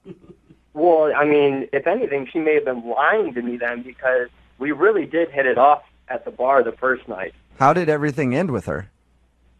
Well, I paid, hoping that would kind of put a little bit of icing on it, but Did you pay with your card or did you pay with a song? Guitar man. Yeah, I paid with cash. Oh. Oh, cash, yeah. That's lame. So with as hot and heavy as this date sounds, I'm guessing you did not get a kiss at the end of it. No, but this is the thing. We actually set up another date after the lunch date. Oh, really? How did that work? I told her that I was going to be playing at this next gig because I play at these small venues all around the city. And she was totally down, said she'd be there. I told her the time, and she said that she'd bring a friend and she'd show up. And so she didn't show up? No show, didn't pick up after when I called. She just basically fell off the face of the earth. So you haven't heard anything from her since you guys went out to lunch? No, I mean, I hate to say this, but for all I know, I mean, she could be dead. I don't know. Because that's the jump to conclusion you should make. No, you're right. In my experience, anytime a girl hasn't called me back, it's because she's died. And I feel like you and I are kind of kindred spirits like that, you know? Yeah. I mean, you probably have the bongos at the party. I'm the one with the guitar. Yeah. Jubal is totally the bongo guy, definitely. Women love it. All right, well, we'll play a song, come back, call her, and get your second date update, okay? Thanks, man. All right, man, hang on. Moving 92.5. Brooke and Jubal in the mornings. Second date update. We're in the middle of a second date update, and if you're just joining us, Brenton is on the phone. And Brenton is a guitar player. That's how he met the girl that he wants to call today. He met her at one of his shows. They hit it off, they met for lunch, and ever since lunch, she has not contacted him at all, even though he's tried. And Brenton just got done telling us that he and his guitar have bagged over 1,000 women. And now he's just trying to track her down because she's the one that got away. Isn't that right, Brenton? No, I never said that. Yes, you did. Poor Brenton. You said, "I have bagged 1,000 women, Jubal," and then you strummed your guitar. I heard you. I'm a one-woman kind of guy. I don't know. I bet you could bag 1,000 women if you wanted to because you play guitar. Well, I'm not doubting it, but I'm saying I'm not like... All right. Oh, Brenton, you're like adorably dorky, and I really like it. We're about to call... Thank you. What's her name? Her name's Megan, right? Yes, Megan. All right, we're about to call Megan right now. Any last thoughts before I dial her phone? Let's pray that she's kind to me. All right, here we go.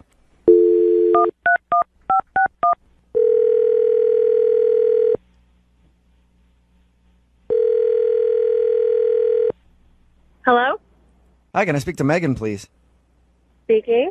Hi, Megan. This is Jubal from Brooke and Jubal in the Morning. How are you? You're from where? Brooke and Jubal in the Morning, the radio show? What radio show? That's the name of it. It's called Brooke and Jubal in the Morning. Okay. You're obviously a big-time listener, and I appreciate that. Let me thank you in advance. What do you want? I'm calling you because one of our listeners emailed us about you, and he asked me to get a hold of you. Okay, this is weird. It's a guy that you went out on a date with, and he's been trying to get a hold of you for a second date, but you're not calling him back. His name is Brenton. Do you remember meeting Brenton? Oh, Jesus. Yes. Whoa. Oh, my gosh, Megan. All right, so it sounds like you don't really like Brenton very much. No. Okay. That was blunt. I'll just tell you what he told us. He said that you guys met at a gig where he was playing guitar. You seemed really into him, and then you went out to lunch, and during lunch you got cold and seemed upset with him, and then just haven't called him back, haven't made any effort for another date or anything? Well, I was really excited to go out with this guy. He seemed like such a cool musician, and then I show up to the lunch date, and it's like, what the What do you mean? What? He was still the same guy, right? Yeah. No, he was not the same guy. Oh, all right. Here's one of the things that he told us he thinks it might be. He thought that maybe that night when you met him, when he was playing guitar in the dark, he looked hot. And then you saw him in broad daylight and you were like, oh my God, he's ugly. Is that what happened? Well, I mean, he's a good-looking guy. He looks fine, but just the way he was dressed. The way he was dressed? So he's a bad dresser. I mean, he comes in and he's wearing slacks and a button-up shirt. Well, it's during the day, and he probably has a job. Isn't that a good thing? Or dressing up for the date? He's supposed to be this hot musician, though. So it was his clothes? I mean, I'm trying to figure out, what it is. And within 5 minutes of talking to him, I realized he's a f***ing programmer. A what? What? A programmer? What is a programmer? Oh, come on. You know what a programmer is. I actually have no idea. What is that? These middle-aged white guy tech nerds that are just f***ing taking over the city. Oh, so he's okay, so you're saying that he's like a tech dude by day, and then he plays guitar as a hobby, and that's unattractive to you. Exactly. He's not a true artist. He's working for the man, doing his tech program stuff, and pushing all the artists out. So you want him to have no money and be living in a studio apartment with 4 other people right now? Not necessarily, but he should be trying to work for it and trying to be an artist. If he's an artist, he shouldn't be working a day job. So you don't think he should perpetrate at night and try to play guitar and act like an artist when he actually is part of the corporate world?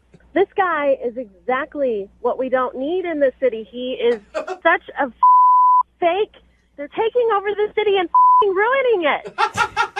Wait, why are you so passionate about this? What do you do for a living? I'm just curious. I'm an artist. Okay. What's your medium? What do you do? I create visual art and sculpture. And that's all you do? Yes. Okay. I am in the struggle. I'm working at it. Not that you would understand that. I guess not. I'm sorry. You know what? I kind of agree with you, though, in a weird sort of way. Do you? Yeah, Really? these dudes bug me. They've always bugged me, the tech guys that are in their garage making craft beers and then trying to play guitar at night for a hobby. I kind of understand what you're getting at, Megan. I'm maybe not as passionate as you are about it, but I guess I sort of understand what you mean.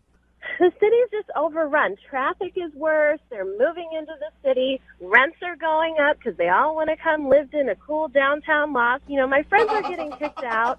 It's just they're ruining the f***ing city. They're all over the f***ing place. These stupid programmers. I can't even ride my bike down to the store because these f***ers are taking up the whole road with their f***ing fancy cars. They're all up in the f***ing way. Okay. So That's pretty harsh. Thank you for being honest with us. I appreciate that. Well, I don't know what else to f***ing tell you. This guy's a douche. No, hey, that's all you needed to tell us. That's all we were calling to find out is why you weren't getting back to him. I should also let you know that Brenton is actually listening to this conversation, though. What the f***? I can't believe you're judging me because I make a living so I can do my art. You're not an artist, Brenton. You're a f***ing hobbyist. It's so unattractive. This is absurd. Megan, don't you think you're being a little closed-minded? No, I'm not closed-minded. It's these f***ing programmers who think that they can just run the world and squish all of the artists out and think that they can just dabble in it at night. But wasn't he a pretty good guitarist? I mean, he was okay. You liked him. You liked him when you first met him. Yeah. This is just bullshit. I feel tricked. I feel like you tricked me. I tricked you? I got catfished by a f***ing programmer. How do you think I feel here? I guess she was so upset. Megan, I do have to ask you, and I think I know your answer, but I have to ask the question anyway. Would you like to go on a second date with Brenton? We will pay for it. Oh, no. You sure? I'll send you guys to a farmer's market where everything's fair trade. Brenton probably doesn't even know what the it is. Brenton, you want me to try harder to get you another date? I can keep going. That's fine, Megan. You don't have to take another date with me because I can get wherever I want with my guitar. Whoa. Not an artist like me. You're never going to get this. Oh, my God. Wow. Why don't you just go do one of your other programmer friends, Brenton? Well, when you're a true artist, there is no sexual preference. You just take what is given. Wherever the wind blows you, you go. Right, Megan? I'm done. Brenton, go enjoy your life in your cookie cutter house with your wife and your 2.5 kids and your f***ing Cocker Spaniel. And while you're living your bullshit existence, I will be creating. I think She hung up. Brenton, she hung up. Wow. Good. I'm surprised she even had a cell phone. Brooke and Jubal in the morning. Text message in at 78592 that says, that girl Megan sounds like an art school reject. Just an angry little art school reject. It's Brooke and Jubal in the morning. In case you missed the second date update, this guy Britton wanted us to call this girl Megan for a second date update. Mm-hmm. She wasn't calling him back after they met. She met him. He was playing guitar. Yeah. And she was like, ooh, this guy's awesome. They exchanged numbers. They met up for lunch. And when they met for lunch, she suddenly was like really cold to him. We finally got her on the phone and finds out that she didn't like him because he showed up to lunch and he wasn't a starving artist. Yeah. And he has a day job as like a programmer or something. Gross, money Ew, maker. yuck. He's the man. He's part of establishment. He's not a real artist who's struggling, living in a van and can barely pay for food. Jeez. How dare he? I could almost understand her frustration with, getting someone that wasn't who she thought it was going to be, right? She felt a little misconceived or whatever. Misled. Misguided. Yeah, thank you. But her anger, they're so angry. So you can't mad. hear anything she says because she's just so angry. Yeah, she's just really, really mad at anybody who's not a true artist. Yeah. They should be kicked out of this country. As a matter of fact, they should all be burned with their computers. I bet her art is very deep. Very deep. I struggle because I choose to struggle. If Yeah. they offered me $1 million, I wouldn't take it. Yeah, if somebody gave me $1 million for a painting of mine, I would shun them and turn it away and never make any money. You know why? Because I'm a real artist. Either that or we find out that she has a big trust fund from mommy and daddy. Yeah. She's actually sitting on like $100 million so she can afford to just do her art. Remember, if you want a second date update, all you have to do is email the show, brookandjubal at moving925.com. We will call the person who didn't call you back. Moving 92.5.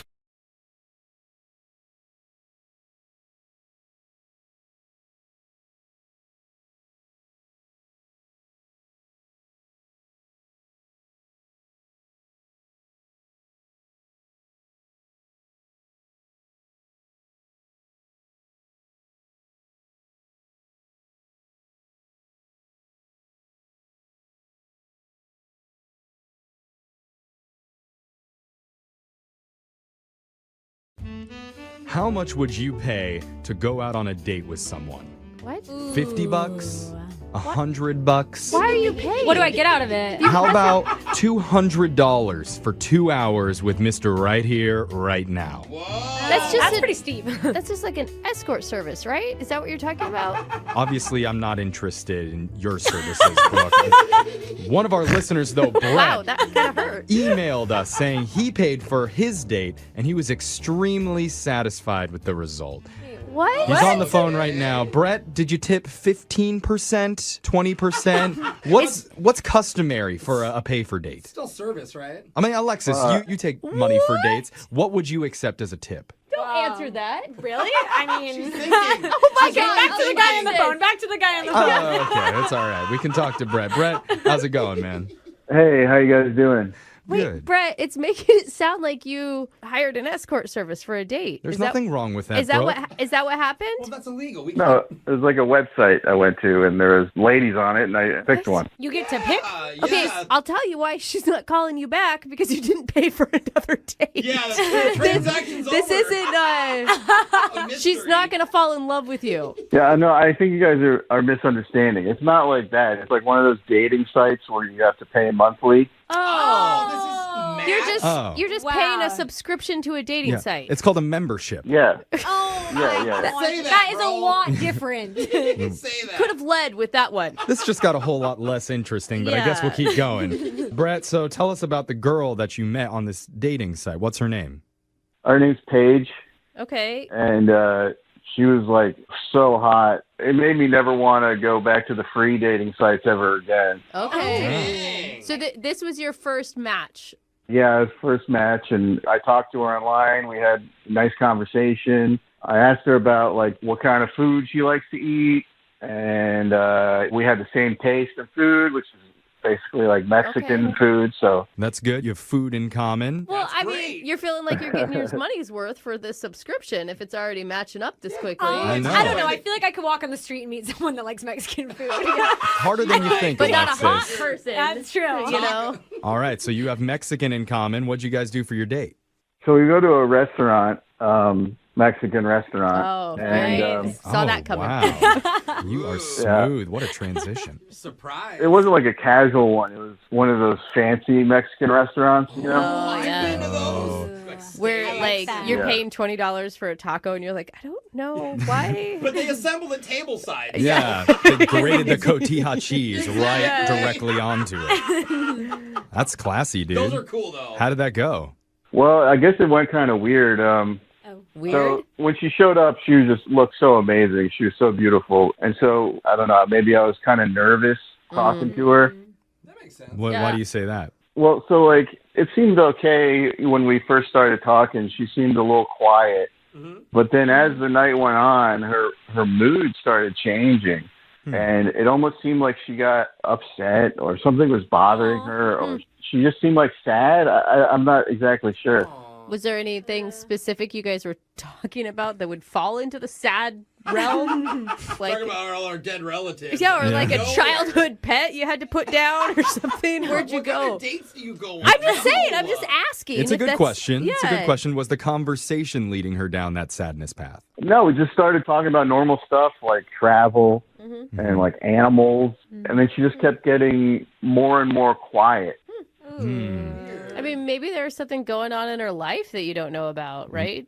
Yeah, I mean, I assume. At one point, I even asked her if everything was okay, and she didn't really say anything. Oh, that's not a good sign. That means it's not.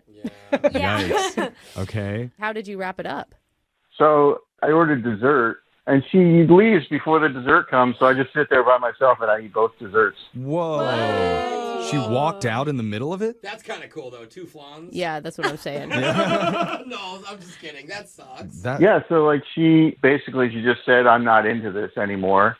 Wow. And she goes to get up, and I'm like, I can't leave. I just ordered dessert, but she leaves anyway. Whoa. Oh my. Did you ask the dating website for a refund on your $20 a month? I should. Yeah. Well, looking back on the whole night, Crazy. that's so weird. What do you think could have possibly gone wrong? I don't know. I mean, I think I look like my pictures. Did my breath stink? Yeah. Sometimes I put my foot in my mouth, but I don't know it. Like literally? I just love that this is men's overanalyzing of a date. Because if it was me that this happened to, I would have 86 reasons why they weren't calling him back. Yeah. I was like, I don't know. I think I tied my tie a little bit weird. Yeah, I do the same. I'm going to put deodorant on my left pit. Yeah. Maybe that I was don't it. know. It's not like she was in a bad mood the whole way through, but Yeah. things got worse and worse as the date went on. Yeah, that is So- weird. Are you mad? Like, do you want an explanation or do you want to go out with her again? Well, yeah, she's hot, so duh, yeah, I want to go out with her. Yeah, Brooke, Okay. stupid question. Sorry. Forgot treating people with kindness and respect wasn't on the table. My bad. You can't get both. Yeah. But you're hoping to figure out what it was that set her off, basically made her leave. I don't know. I want you guys to figure it out if you can. Oh, yeah. That's why you emailed us, huh? Yeah. That's why we're on the phone. Right. Yeah, maybe we should do our jobs. All right. Okay, let's do that. We're going to play a song. We'll come back. We'll call Paige for you and try and get your second date. All right, thank you. All right, hold on. Just tuning in for the second date, one of our listeners, Brett, is on the phone.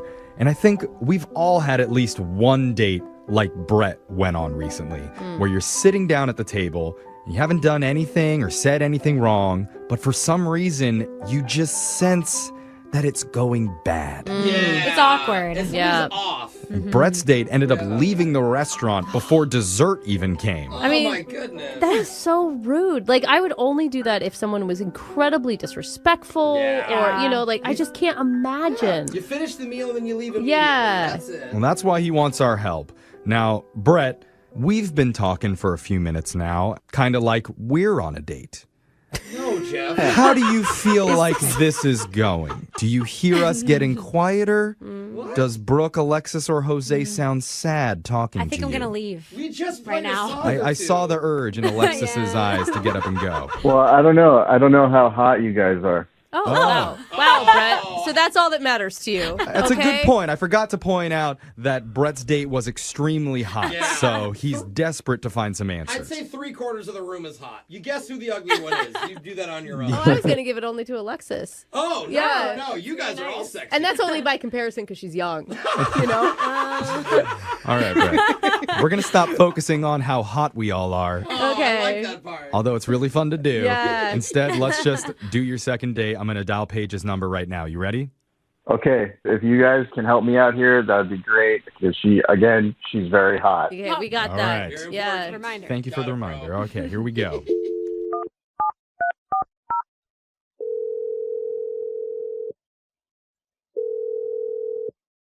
Hello, Hi, I'm looking for Paige. this is she. Who's this? Hi, Paige. My name's Jeffrey from the radio show Brooke and Jeffrey in the Morning. How you doing? I'm okay. What is this about? This is about a second date. Have you ever heard of that? I don't know, maybe. It's a segment that we do on the radio from time to time. It's where if you go out with...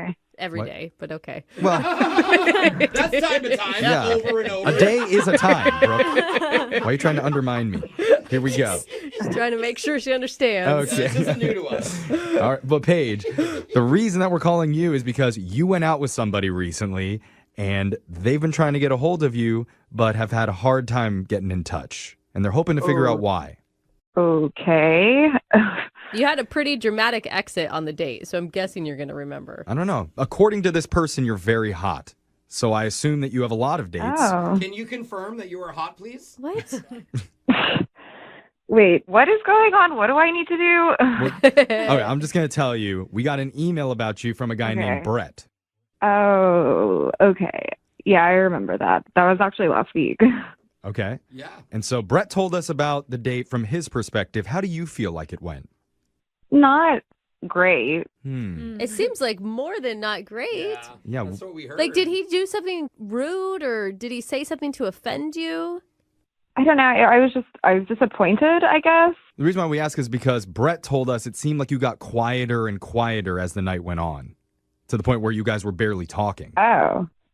So he's just been talking about me? Well, he was giving us his side of the date. Yeah, remember, Sure. we're trying to figure out, like, what went wrong? Yeah. Okay, yeah, no, it's just weird that he's just like talking or like spreading whatever his perspective of me is. Like I barely know him. But the whole point is that he had a really nice time up to the point when you decided to leave. That's good. I don't know. I'm just not very happy with him still, I guess.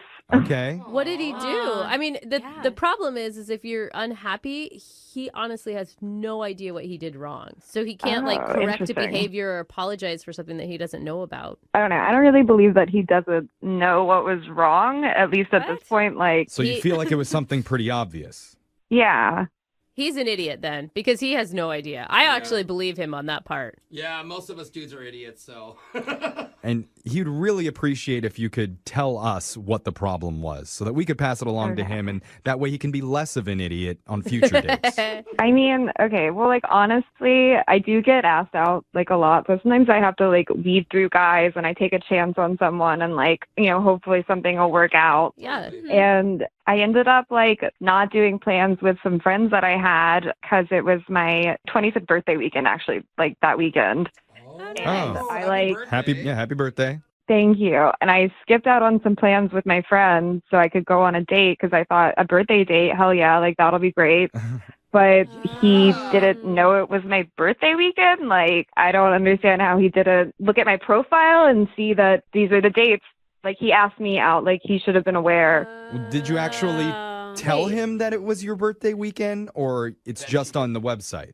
No, I just assumed he would put two and two together. Like, I figured he wanted to ask me out this weekend so he could, like, impress me. Wait, hold on. You skipped birthday celebrations with your friends to go out with a guy you'd never met, and then you were mad at him for not. Well, because she thought he'd spoil her for her birthday, and then he didn't. He took her out to a nice dinner. What did you want? I'd be let down, it's a first date. I mean, he should have at least brought flowers or something, and maybe, like, a little gift or something. Just, I don't know, like... You're speaking my language. Are you being serious, Alexis? Like, you honestly expect a guy you've never met to buy you things? I would be creeped out. They should have looked at you on other social media. Figured out it was your birthday. In a heartbeat. No. If I knew it was her birthday, in a heartbeat, I'd bring flowers and everything. But if you didn't know, you didn't tell him. You never talked to him about it. I didn't have to. If he had a brain, he could have seen it on my profile. Like, yeah, he didn't look past the pictures on the dating site. What? It could have been his birthday. Did you know that? Did you look at his profile? Do you know where his birthday is? Let me ask you something, Paige. How do you know that Brett wasn't waiting until after dessert to give you your birthday flowers and your 17 birthday gifts? Maybe he had a mariachi band in the wings just waiting to come out and sing. That he was going to bring you in with a stretch limo. What, did he tell you he was going to do that? He didn't tell me that, but I'm willing to ask him if he was going to do that, because I need to tell you, Paige, Brett's on the other line listening and wants to wish you a very happy birthday. Guys, this is all a surprise. Are you there, Brett? Happy birthday. Oh my God. Surprise. We did it, guys. Wow. Yeah, I know. I knew it was your birthday. Oh, come on. You are not even. They were going to bring out the flan with candles in it, but you left before the flan could come out. And, you ruined it. You ruined your own birthday. Do you really expect me to believe that? Seriously? Come on. Like, I'm not that stupid. I know I don't. I want to get to know you. What? I want to know exactly how stupid you are. It's so awkward. Paige, come on. Go easy on this dude. I mean, I thought I did go easy on him. I mean, I waited through dinner. Like, I kind of wanted to bail earlier, but I didn't. So polite. You're just going to have like this long history of just hard relationships because you don't tell people what your expectations are. Yeah, and you assume guys just like know things. We don't know anything, Paige. Well, get Don't better expect at it. anything from us. Sure. I mean, Brett, if you would have known it was her birthday, let's replay the day. What would you have done differently? That's a good one. What would I have done differently? All sorts of things, presents and gifts of all different kinds. Money. And, Sure. Maybe a clown. You want me to put you on hold so you can think about it, and then we'll bring you back? Gold. Oh, just gold bars. Okay. Not even jewelry, just pure gold. I smelted this for I mean, you. what do you think, Paige? Has a That's an man offer. ever given you gold before? Maybe. Oh. I bet she's gotten diamonds, Okay. too. Set the bar high. I mean, mean- Brett, are you still interested? Paige, no offense, but you're a little high maintenance. Call me maintenance man. Let's go out again. Hey! All right. Maintenance man. You know what? that name. I'm starting to sense a little bit of chemistry here now, so maybe this is the right time to ask Paige, would you like to go out with Brett one more time, and we'll pay for it? You can replay your birthday and do it the right way. Ooh, that's a good idea. I will say it's like double birthday. That This sounds guy is fun. definitely showing up with a gift this time. What do you say, Paige? But why? Like, Why? It's because it's what you want. Yeah, he's He- attractive. he- He's nice. He finally knows what you want, and then he wants to give that to you. That's how relationships work, like Yeah. communication. Like After the you birthday say, cake, Brett's going to show you why. Whoa. I just have a few more guys that have asked me out, and I'm kind of just going in a different direction, I think. Put him back in line then. Put him back in the back of the line and see him in 2 months. Come on. I'll give you the cash equivalent of the date they pay for. Just cash. Now you're just paid for her. You've already paid for the dating subscription, dude. Don't keep paying. You guys have to see her. She has a right to act this way if I'm going to be Oh my god.